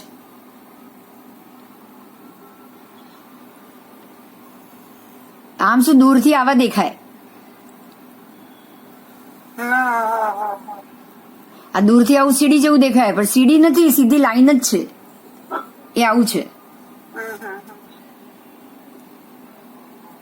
ओके, समझाणु? इसको उसमें भी देख सकते हैं, जो मैंने आपके साथ शेयर किया था ना, यूट्यूब का चैनल है। हाँ, उसमें भी आपको ये पिक्चर आ सकता है। सच बात है, अनिल जी सच कह रहे। आपको पूरी बुक है ना अनिल जी उसमें? तो हाँ जी, पूरी बुक है ना उसमें? तो नहीं नहीं नहीं नहीं नहीं नहीं नहीं नहीं नहीं, नहीं, अच्छा नहीं, पर मैंने जो आपको शेयर किया था, अगर किसी ने डाउनलोड की ली होगी तो उसके पास तो होगा ही होगा। नहीं बुक तो है मेरे पास, आपने की थी, मैंने एक यूट्यूब। हाँ, आपने एक यूट्यूब का भेजा है। हाँ, बराबर आपने शेयर किया है। 3D एनिमेशन में बना के भेजा हुआ है उन्होंने, बहुत अच्छा है। हाँ, आपने जो शेयर किया है उसमें, हाँ आपने जो शेयर किया है उसमें, एक दिन हम ऐसा करेंगे अनिल जी, उसका ही वापस में जूम करेंगे, हम लोग जूम पे करेंगे, मैं उसको रिले करूंगी और हम सब साथ में बैठ के उसको समझेंगे। करेक्ट, एक दिन उसका ही लेक्चर रखेंगे, पर मुझे ऐसा लग रहा है एक बार हम भूगोल पढ़ ले फिर रखे। हाँ ठीक है। हाँ तो और मजा है उसमें। हाँ, नहीं तो पहले बताने का मतलब नहीं, आप समझ ही नहीं पाओगे। और उसमें YouTube से लाइव प्रेजेंट भी करेंगे, और मैं बोलूंगी भी आपको जूम पे आना पड़ेगा, बस जूम में वो पॉसिबल है, जूम में वो पॉसिबल है। यस, जूम में है possible। हाँ, जूम में पॉसिबल है, वो हम करेंगे, फिर एक दिन करेंगे हम पूरा। लेकिन आप पहले भूगोल पढ़ लो, उसके बाद आप तब तक और कोई वीडियो हो तो निकाल के रखिएगा, उसको आप निकाल के जरूर नोट करके रखिएगा कि ये वीडियो हमको देखना है, बस हम पूरा उसके लिए अलग से लेक्चर रखेंगे। चलिए आगे जाएंगे, ये 1-2 पेज है, मैं ले लूं, ज्यादा समय नहीं जाएगा। देखो देश में भूकंप कैसे होते हैं, सबसे पहले कुछ कारण दिए हैं भूकंप के। तो देश में भूकंप के 3 मुख्य कारण है, उसमें से सबसे पहला कारण है रत्नप्रभा पृथ्वी के नीचे बड़े बड़े पुद्गलों का विस्तृसा परिणाम से, मतलब स्वाभाविक रीत से जब ऊपर से वो पड़ते हैं तब बड़े बड़े पत्थर आदि गिरते हुए पृथ्वी का कुछ भाग चलायमान होता है, पृथ्वी का कुछ भाग चलायमान होता है, उसी के कारण ये भूकंप आता है। अब दूसरा 3 कारण है, उसमें से एक और कारण है महोरग। महोरग मतलब एक सर्प जाति के व्यंतर देव है, सर्प जाति की महोरग, बड़े बड़े अजगर होते हैं। महोरग जाति के व्यंतर देव का, किसी बड़ी रुद्धि वाले ऐश्वर्य वाले ऐसे देव अहंकार से ये रत्नप्रभा पृथ्वी के नीचे के भाग से तुरंत ऊपर आ जाए, या नीचे जाने आते जाते रहे ना, तब चमरेंद्र, जैसे कि चमरेंद्र ने अभिमान से 1 लाख योजन का रूप बनाया और स्वधर्म देवलोक में गमन किया। तो अगर ऐसे 1 लाख योजन का अगर वो अपना शरीर बनाएंगे और उधर देवलोक में गमन करेंगे ना, तो अपने आप वो उसकी जो घूमने के कारण, आप समझ रहे हैं, उसको ऐसे बिंदास दौड़ने और घूमने के कारण पृथ्वी का कुछ भाग चलायमान होता है, बराबर। दूसरा, नीचे से असुर कुमार, नाग कुमार बहुत जल्दी पृथ्वी पे आ जाते हैं, क्योंकि वो नीचे से ऊपर बहुत फास्ट आ जाते हैं। उनका नीचे से ऊपर जाना, पृथ्वी पे आ जाना बहुत ही बात पे होता है असुर कुमार देवों का, क्योंकि जो असुर कुमार देव जिनके दुश्मनी के कारण तो वो असुर कुमार बनते ही बनते, ये तो हकीकत है। असुर कुमार में जिनके मन में वैर भावना है वो बहुत जल्दी जाएंगे। मैंने जो सबसे पहले तप की बात की थी ना, उस पे ध्यान दो। अगर आप तप कर रहे हो, धर्म कर रहे हो, आतापना ले रहे हो, उपवास कर रहे हो, हर कुछ कर रहे हो, लेकिन आपके मन में से राग द्वेष नहीं गए, तो ये तप का फल आपको शक्ति के रूप में ही मिलेगा, ये 100%। अगर वितरागी है ना, उसको ये तप का फल ऐसा मिल रहा है कि चारों तरफ से अनुकूल मिले, धर्म अनुकूल मिले मोक्ष में जाने के लिए। अगर कोई वितरागी, अगर कोई राग द्वेष दृष्टिहीन गांठ के बगैर वाला, मतलब जिसने ग्रंथि भेद कर लिया है, जिसने सम्यक दर्शन ले लिया है, जिसको अभी कोई नया जन्म मरण करने की इच्छा नहीं है, उसके ही तप कर्मादि का फल उसको मोक्ष में जाने के लिए अनुकूल बन जाएगा। वो बहुत इजी जा सकता है वहां पे। लेकिन उससे उल्टा, अगर संसार अभिलाषी है, अगर आत्माभिलाषी नहीं है, लेकिन पुद्गलाभिनंदी है, ये शब्द आए ना, आत्माभिनंदी पुद्गलाभिनंदी शब्द आए पहले बहुत, शरीर के अभिनंदन करने वाले, शरीर को अभिनंदन देने वाले। काश्मीरा पहले बात हुई थी ना कि हमें ग्रेटिट्यूड करना चाहिए, किसको करना चाहिए? शरीर को नहीं करना है। जो अनुकूल प्रकृति भगवान दे रहे हैं, आप उसको, भगवान को जरूर ग्रेटिट्यूड करो, लेकिन उसके लिए करो कि तू मुझे अनुकूल समय दे रहा है, अनुकूल वातावरण दे रहा है कि मैं तेरी भक्ति में लीन हो जाऊं, मैं भक्ति कर पाऊं। बस तू ऐसा ही अनुकूल वातावरण मुझे दे, उसके लिए थैंक यू वेरी मच। रोज पूजा कर सकते हो, थैंक यू वेरी मच। आज भगवान मैं पूजा कर पाई, आज मैं पक्षाल कर पाई, आज मैं चल के दर्शन जा पाई ना, उसके लिए धन्यवाद। आज आप कुछ सुन पा रहे हो, आप ये यहाँ नेट में बैठे हो, आप ये सुन पा रहे हो, सुनने के बाद आपका मन कर रहा है मैं कल वापस सुनूं, आपको बोरियत नहीं हो रही है ऐसा सब्जेक्ट सुनते हुए कि भाई छोड़ो छोड़ो मोक्ष में जाना है, वैराग्य लाओ, ये सुन के बोरियत हो रही है? बताओ तो पहले, जितने भी हैं वो बताओ, आपको बोरियत हो रही है क्या? उसके लिए थैंक यू बोलो भगवान को।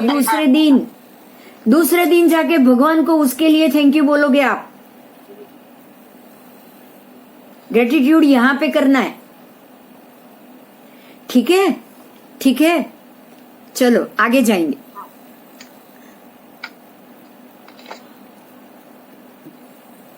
तो ये भूकंप के 3 कारणों में नाग कुमार, सुवर्ण कुमार, सारे भवनपति है, सारे असुर कुमार, ये सारे भवनपति की जाति है। असुर कुमार, नाग कुमार, सुवर्ण कुमार, मोहरग है वो नाग कुमार के विभाग वाले, मेघ कुमार के विभाग वाले, सभी अलग अलग विभाग के जितने भी देव है ना, ये सारे जब अंदर अंदर लड़ाई करेंगे, संग्राम करेंगे, मारामारी करेंगे, तब भी ये पृथ्वी का कुछ भाग चलायमान होगा, क्योंकि वो बराबर पृथ्वी के नीचे, वो बराबर हमारी पृथ्वी के नीचे ही है। तो नीचे जितना, अब जैसे शक्रेंद्र ने बलिचंजा को आग से जला दिया, तो वो जला दिया तो वो गर्मी कहीं ना कहीं तो ऊपर पृथ्वी पे निकलेगी कि नहीं निकलेगी? बोलो। तो कहीं ना कहीं से ज्वालामुखी जमीन के नीचे से बाहर आएगा, आएगा ही आएगा। तब हमको ये समझना चाहिए कि नीचे जरूर किसी ना किसी देवों के बीच में तूफान हुआ है। अगर आकाश में भी बिजली और ये कड़के और कहीं ना कहीं जोर से बिजली गिरे और ये सब कारण हो, तो ये भी सारे देवों की अंदर अंदर की लड़ाई है, अंदर अंदर का आनंद है, एंजॉय है। ये मैं आपको ये जम्बूद्वी प्रज्ञप्ति, सूर्य प्रज्ञप्ति में स्पष्ट रूप से लिखा हुआ बता सकती हूँ कि ये बारिश, बरसात, बिजली, हवा, ये सब भी देवों के सुख और दुख के अनुभव का कारण होता है। अगर वो खुश है तो बिंदास, मेघ कुमार देव खुश हो गए तो बिंदास बारिश बरसाएंगे, 10 दिन 15 दिन बस मजा करो, उनको तो मजा आता है उसमें। दुख, अरे पता नहीं है, देवों को गुस्सा आता है, ये सारे असुर कुमार देव है। आपको मैं याद दिलाऊं, सुनो, जब भी कृष्ण ने गोवर्धन उठाया था ना, तब पूजा हुई थी वहां पे, और पूजा में इंद्र को आमंत्रण नहीं दिया, तो सारा 7 दिन तक उसने दिन रात बारिश बरसाई, सिर्फ आमंत्रण नहीं दिया उसके लिए। इसका दुख है उसको कि आपने मुझे बुलाया क्यों नहीं। दूसरा ये हमारे में ये पढ़ने में आता है, हाँ, तभी तो ये सारे पूजन प्रतिष्ठा उनको स्थापित करना पड़ता है, उनकी रीत से स्थापना करनी पड़ती है। प्रतिष्ठा के वक्त हवन किया जाता है, और हवन में जो 64 जोगणी है ना, जो इनके चंडी, चामुंडा, कालिका, सबको बुला के उनको अधिष्ठित किया जाता है। उनके 51 वीर, उसमें वीर भद्र भी आ गए, काल भद्र भी आ गए, शंकर भी आ गए, रुद्र भी आ गए, सब आ गए, उसमें सब आ गए। क्योंकि अगर नहीं बुलाओगे तो वो नाराज हो जाएंगे, ये फिर उनके दुख को हमको झेलना पड़ेगा। समझ में आया? बुलाकर उनको स्थापित कर दिया, बिठा दिया, बस अब आप अपना काम आराम से करो। ये सब बोलते हैं ना, चोर को ही अगर कोतवाल बना दे तो चोरी बंद हो जाएगी ना। तो दुख और दर्द देने वाले को ही बिठा दे कि भाई आप यहां बैठो, आप खुश रहो, आपको जो चाहिए वो मिलेगा यहाँ पे, मगर आप यहाँ हमारी रक्षा के लिए बैठो, तो फिर वो आपको तकलीफ नहीं देंगे क्या?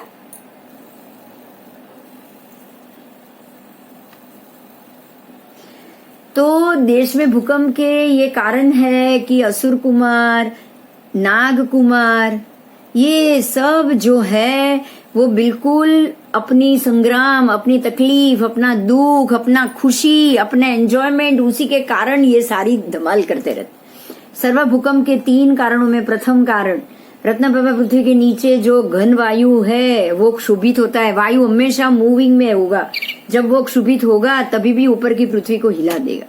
ये सारे कारण बताए। पृथ्वी कंपित होती और कंपित में संपूर्ण भाग भूकंप का अनुभव करता है। ये सर्व भूकंप की बात। सर्व भूकंप के में दूसरा कारण है कोई रुद्धिमान ऐश्वर्यशाली ऐसा कोई देव, कोई साधु आदि को अपनी रुद्धि, परिवार रूप, द्युति, यश, कांति, कीर्ति, बल ये सबका दिखावा करे, दिखावा करने के लिए आए। वो बताने के लिए अगर यहाँ आएगा तो भी वो पृथ्वी को कंपायमान करे। आपको पता है ना कि जो विष्णु ने वो अवतार लिया था कि मैं बड़ा शरीर बना दिया और 3 पग मैं कहाँ रखूं, मालूम है आपको? वामन अवतार मालूम है? मालूम है किसी को? हाँ मालूम है। वामन बन के आए, यज्ञ किया, यजमान को बोला कि अभी तू मुझे वरदान दे, तो कि वो बोले बोलो क्या मांगो, तो उन्होंने मांग लिया कि मुझे 3 स्टेप की जितनी जमीन आए वो दे देना। तो राजा ने हाँ बोल दिया कि इतना बटका है, छोटा है, बटुक है, कहाँ से वो ज्यादा जाएगा, मैं दे दूंगा। तो कुछ जैसे ही राजा ने हाँ बोला, इन्होंने विराट स्वरूप बना दिया और 3 पृथ्वी में, एक पृथ्वी पाताल में एक पैर, दूसरा पैर उन्होंने हवा में रख दिया और तीसरा बोले अब मैं कहाँ रखूं, क्योंकि अब तो तीनों चीज उनके साथ आ गई। तब वो राजा ने बोला कि अब तीसरा पैर मैं कहाँ रखूं, तो राजा ने बोला मैंने आपको बोला है कि मैं दूंगा, तो तीसरा पैर आप मेरे मस्तक पे रख दो। वो बाकी था ना।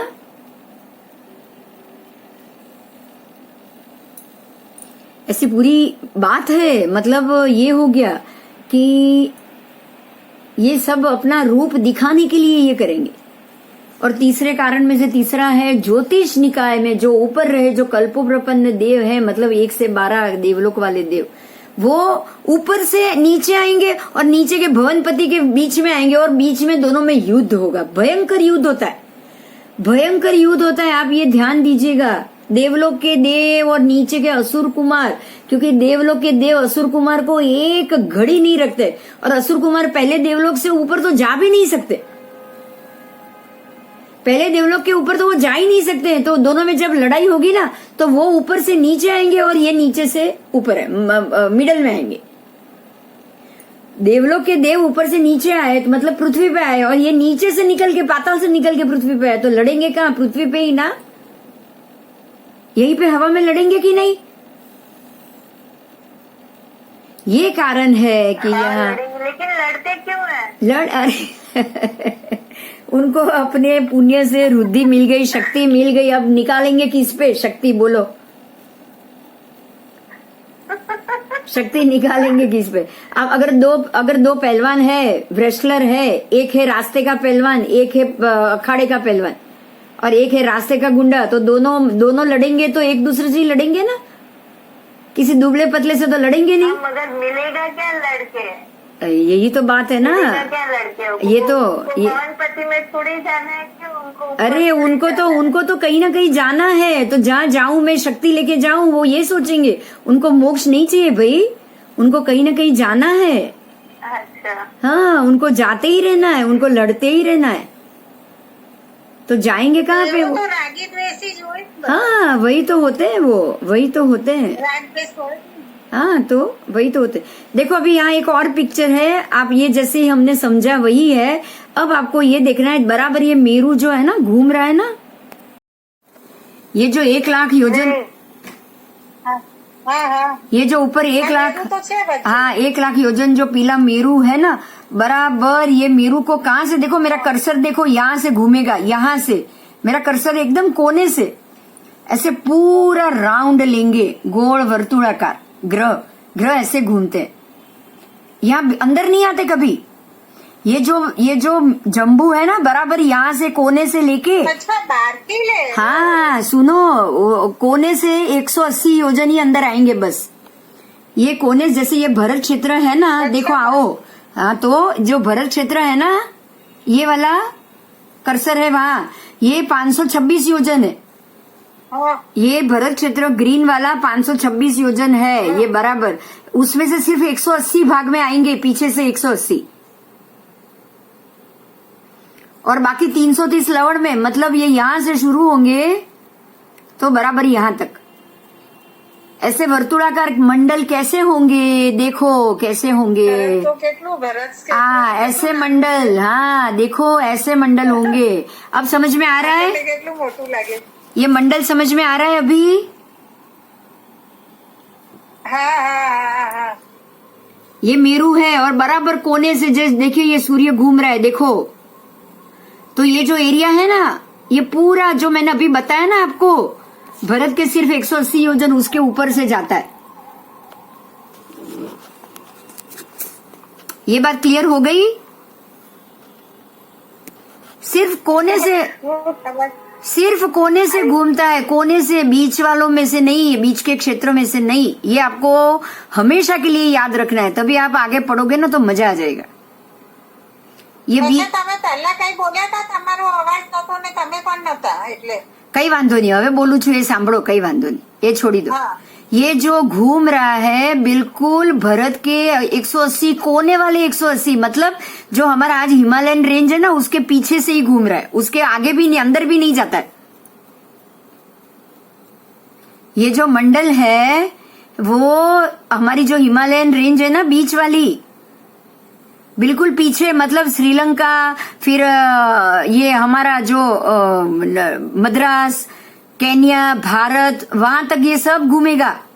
हिमालयन रेंज कश्मीर से शुरू हो जाती है कि नहीं हो जाती?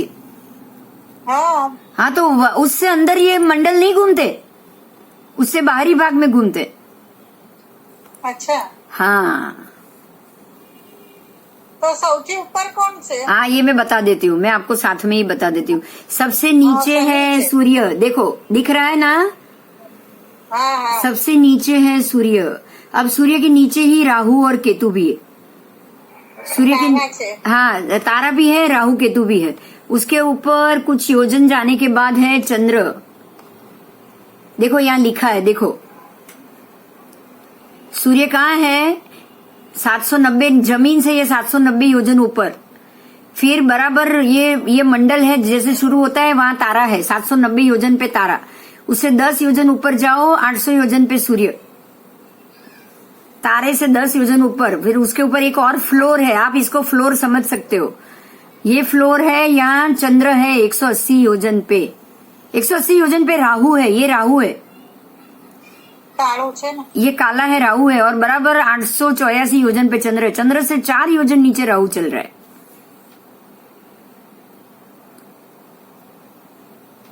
ठीक है, अब 888। ગ્રહણ વખતે આ થાય, हाँ ગ્રહણ વખતે આ हाँ। પડછાયો પડે। हाँ हाँ, तो बराबर चंद्र के ऊपर जो है ना 884 योजन चंद्र के ऊपर, ये चंद्र है, बराबर उसके ऊपर नक्षत्र का मांडला है,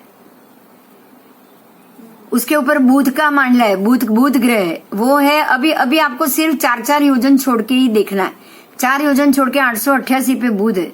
उसके बाद ये शुक्र है, वो कितना छोड़ के है, 888 के बाद 891 पे शुक्र है। उसके बाद गुरु ग्रह है, वो 851 से ऊपर 897 पे 897 पे गुरु है। और उसके ऊपर है मंगल, 897 पे मंगल है, उसके ऊपर शनि लास्ट है, और शनि है बराबर उससे 3 योजन ऊपर 900 योजन पे शनि। આટલે દૂરથી અસર કરે ગ્રહો। हाँ, तो 800 योजन कुछ नहीं है, कुछ नहीं है, कुछ नहीं है। आज मेरू 1 लाख योजन ऊपर, उसके ऊपर देव है, वो वहां 1 लाख ऊपर से आंख के पलकार आप बंद करो उतनी देर में तो नीचे आ जाते। अच्छा, देव वहां पे बैठ के आपको देख सकते हैं, तो ग्रह की क्या बात है। अच्छा, આપણને જોઈ हाँ, आपको देख सकते हैं। अगर मन किया कि आप कुछ खुश हो और वो आपका शत्रु है तो नीचे आपको मार के जाएगा वो।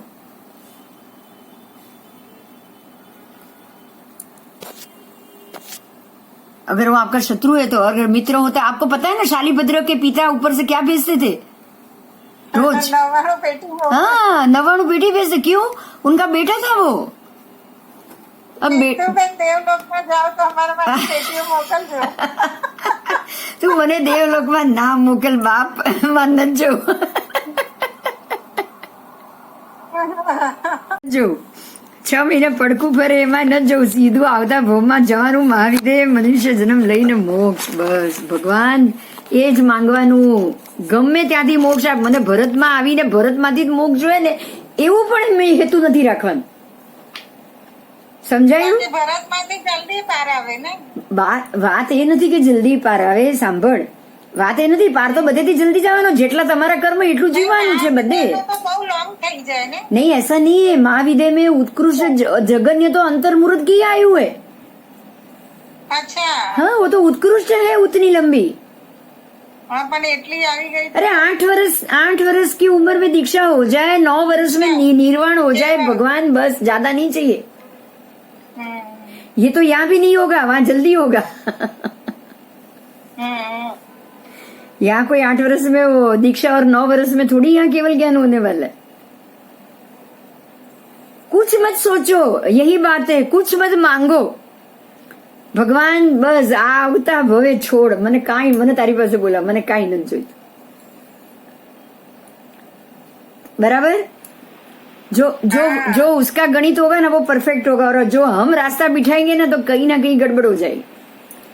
બરોબર છે. मांगा क्यों? कर्म श्रद्धा बोलेगी मांगा क्यों, नहीं मिलेगा, जा. હા હા पंचांग के मामले में तेरे को पता है ना, वो अंकल ने मुझे वही बोला था, मांग रहे हो ना नहीं होगा. सच बात है दक्षा, सच बात है. તો પછી એક બાજુ કેમ એવું કહેવાય છે કે તમે જેની ઈચ્છા કરી ત્યાં જવું જ પડે, એનાથી વિશેષ મળે. એટલે इच्छा ही नहीं करना है, यही तो कह रहे हैं, आप इच्छा ही मत करो. भगवान यही कह रहे हैं, आप बिल्कुल इच्छा, सबकी इच्छा छोड़ दो, वही वैराग्य. वैराग्य का मतलब क्या है? सब छोड़ दो. હા હા राग, देखो राग का नाम ही इच्छा है, दूसरा नाम. બરોબર છે. तो वितराग हो जाओ, मतलब राग को वित कर दो, भेज दो, कहीं और भेज दो, नहीं चाहिए अभी, कुछ नहीं चाहिए. इच्छा, जिसकी इच्छा निर्मूल हो गई ना, इच्छा निर्मूल, मनोयोग खत्म हो गया. हमने पहले किया था ना 14 गुण स्थान में. मनोयोग खत्म होते ही 4 घाती कर्म का क्षय. जिस दिन आपकी इच्छा निकल गई और अभी कोई कर्म बाकी नहीं है, अगला जन्म बाकी नहीं है, अगर सत्ता में आयु नहीं बाकी, उसी समय आपका 4 घाती कर्म का क्षय हो जाएगा. अभी तो समझने में बहुत इजी हो गया दक्षा. अगर अंदर आयु नहीं पड़ा है ना, सत्ता में कोई और आयु नहीं बाकी है ना, और आपकी इच्छा खत्म हुई, दो कंडीशन है वो. अगर आपकी इच्छा खत्म हुई लेकिन अंदर कोई आयु पड़ा है ना बाकी, तो आपकी छुटकारा नहीं है. अगर कोई सत्ता में आयु बाकी नहीं है और आपने इच्छा खत्म कर ली तो चरम भवी, क्षायिक संकित. હા પણ કાળ ના પાક્યો હોય તો ભરવું પડે ને. શું? ભરવું પડે. શું ભરના પડે? કાળ ના પાક્યો હોય તો ભરવું જ તો પડે. કાળ ન પાક્યું હોય એનું તો નામ છે કે ક્ષાયિક નથી, સત્તામાં હજી બાકી છે. એ જ ને, એટલે જ ને ભરવું પડે ને, એટલે જ તો कोई કર્મ बात બંધાયા नहीं, કરે. अगर सत्ता में बाकी है तो उतना ही भमोगे ना. इसलिए आप कुछ तय मत करो, आप कुछ तय मत करो. जैसे ही सामने संजोग आ रहा है वहां से जोग हो सके उतना शुभ कर्म करके निकल जाओ बस. બરોબર છે. अगर जो सामने बात आई है, आओ, आने दो, बोलो क्या है, मुझे क्या करना है, मेरी क्या ड्यूटी है बताओ, आपको ये करना पड़ेगा, ठीक है कर लेंगे, बिल्कुल निर्लेप होके करो और निकल जाओ वहां से. बराबर? બરોબર છે. बराबर. चलो हो गया आज का. તમે આ એમ કહો છો ને કે આ બધા મંડળમાં જ ફરે, એટલે એમ જ એમની જાતે જ એવી લાઈનોમાં ગોળ ગોળ જ ફરે. वो એવી भी જગ્યાએ मंडल घुमाए. देखो ग्रह नक्षत्र तो मनस्वी है बिल्कुल, ग्रह नक्षत्र बिल्कुल मनस्वी है. उसके सिर्फ इंद्र ही होंगे जो सारे, वो तो सारे इंद्रों को जाना पड़ता है इसलिए जाते हैं. वो भी समकीति है कि नहीं पता, હા, હા. लेकिन ग्रह नक्षत्र बिल्कुल मनस्वी है तो उनको ये अनुपूर्वी चलाती है. चलो ठीक से. ये जो है ना वो उनके लिए रेलवे का पाटा है. रेलवे का पाटा कैसा होता है? ये मंडल नहीं है, ये पाटा है. अब रेलवे का पाटा कैसा है? ड्राइवर चाहे तो भी गलत रास्ते से जा सकता है क्या? या सीधा जाएगा या उल्टा जाएगा. ग्रह का भी ऐसा है, या सीधा जाएंगे या वक्री हो जाएंगे, उल्टे जाएंगे. ઉપર નીચે કોઈ कुछ એકબીજાના नहीं, બાજુમાં कुछ नहीं, कुछ नहीं. किसी के साथ अगर दोनों ऊपर नीचे जाए तो लड़े ना. હા लड़ने की बारी नहीं है. दोनों के एक के रास्ते में दूसरा आता ही नहीं है. चुपचाप घूमते रहो बस. ग्रह बनने का शौक था ना, अब घूमो, ऐसी बात। इसके लिए स्पेशल वर्ड है, इसके लिए स्पेशल वर्ड है भ्रमणशील स्वभाव। जिनका स्वभाव घूमने का है और वो देव में जाएंगे तो वो निश्चय ग्रह बनेंगे। इसलिए ज्यादा भटकना भी अच्छा नहीं है। स्वभाव में भटकना, आज ये मॉल घूमे, कल ये मॉल घूमे, बंद कर दो। देखने के लिए, सिर्फ देखने के लिए चलो, राउंड लगा के जाते हैं, क्या नया आया है, भूल जाओ ये सब। ठीक है, ठीक है, हम लेडीज के लिए जरूरी है भाई, क्या नया है, चलो जाते हैं तो एक राउंड लगा के जाए, नीचे उतरी चल अल्फा में घूम के जाओ, ऐसा नहीं।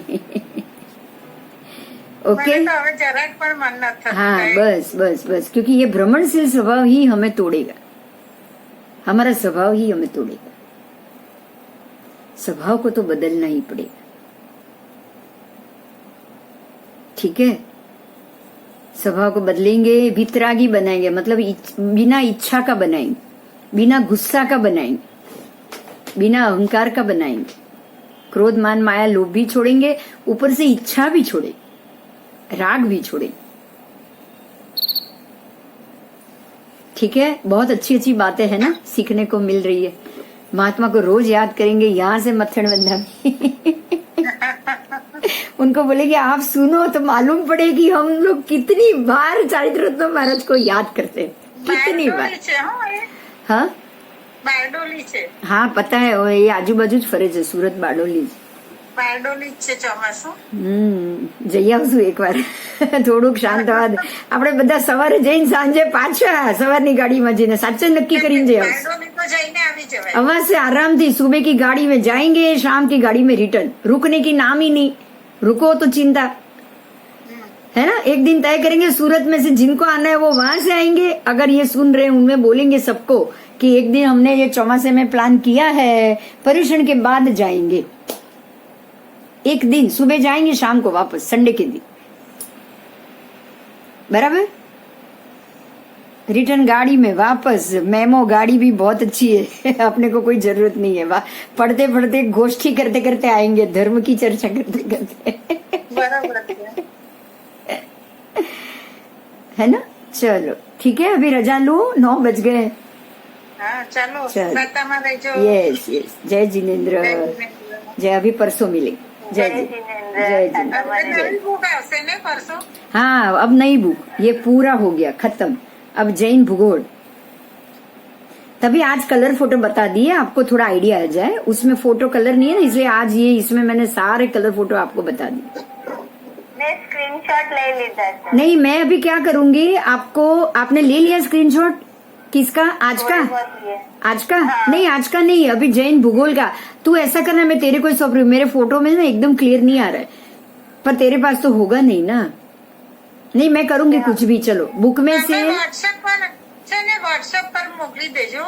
मैं, हाँ, मैं इसमें से एक स्क्रीनशॉट लेके बुक में से ही, पीडीएफ में आपको बता रही हूँ ना, उसमें से लेके मैं 8-10 फोटो आपको भेज दूंगी, ताकि आप अगर बाजू में मोबाइल में भी वो कलर को रखकर देखना चाहो, आप देख पाओ। मैं यहाँ तो बताऊंगी ही बताऊंगी, मैं यहाँ तो बताऊंगी ही बताऊंगी। ठीक है, जैसे आप अभी बड़े बड़े देख रहे हो ऐसे तो देख ही पाओगे आप, जैसे साथ में देख रहे हो वैसे तो आपको इजीली देख पाओगे, कोई दिक्कत नहीं आएगी। ओके, मजा आएगा। चलो, जय जिनेन्द्र। अच्छा, ये शैलेश भाई एक आज नए आए हैं, पहचान कर लो। शैलेश भाई, अगर आप माइक खोल के कुछ बोलो तो बोलो। વિડીયો ખોલો. हाँ, वीडियो भी खोलो शैलेश भाई। हाँ, આમાં શૈલેષભાઈ છે, મારા શૈલેષભાઈ કે બોલો. अच्छा, तो ये પણ બતાડો। प्रणाम, जय जिनेन्द्र। हाँ, जय जिनेन्द्र, जय जिनेन्द्र। बस आप पहली बार आए हो, मैं सबसे पहचान करा दूं बस।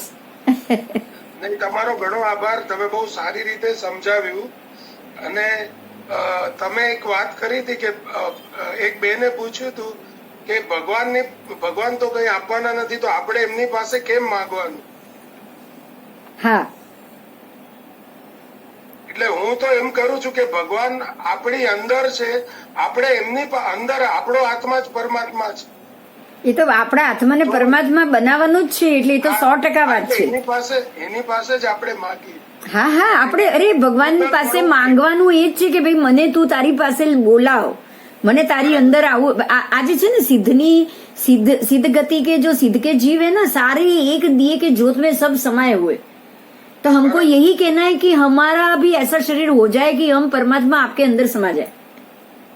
बराबर बराबर. तो सिद्ध शिला पे जाके हम बाकी के सिद्ध भगवंतों के अंदर समाना चाहते.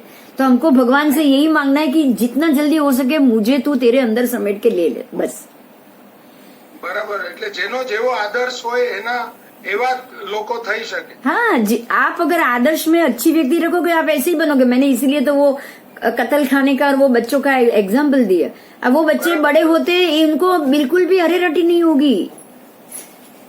तो ऐसे ही हमको भगवान से मिलके भगवान के जैसे बनने में बिल्कुल देर नहीं होगी. બરાબર બરાબર. हाँ जी हाँ जी, બહુ આનંદ આવ્યો. આપ આવ્યા, આવતા રહેજો. और अगर आप में से आपके सर्कल में से भी अगर किसी को ये सुनना है तो आप उन सबको ये नंबर दे सकते हो, सबको. ठीक है, यहाँ हम लोगों ने कोई चार्ज 10 नहीं. વર્ષની આ બુક છે. હા. જૈન કોસ્મોલોજી ઘરમાં જ છે અમારે. हाँ हाँ, અમે બધા, મારા ફાધર, મારી સિસ્ટર બધા અધ્યયન કરીએ. हाँ बस बहुत सारू. तो अभी आप यहाँ सुन के करोगे. ये तो महात्मा की चारित्र महाराज की लिखी हुई अभी अभी बाहर निकली है, अभी अभी बाहर निकली. પૂર્ણ રત્ન સૂરી હા એમના મહારાજ, શિષ્ય. હા રશ્મિ રત્ન સૂરી હા હા એવું નામ છે બુક પર. હા, બસ એટલે એમના જ આ શિષ્ય છે ચારિત્ર રત્ન મહારાજ. ચારિત્ર રત્ન આમ લોકો આગળ મળવા જશું, આવું તો આવજો બધા ભેગું. પછી બધા પ્લાન કરી રહ્યા છીએ. હા જોઈએ, અનુકૂળતા છે. સવારે જઈને સાંજના પાછા આવશું બારડોલી. બરાબર બરાબર. હાજી હાજી હાજી. ચાલો. ચલો હવે હું રજા લઉં, આપણે આવતા ક્લાસમાં મળીએ, પરમ દિવસે મળીએ. જય જિનેન્દ્ર. જય જીનેન્દ્ર, જય જીનેન્દ્ર.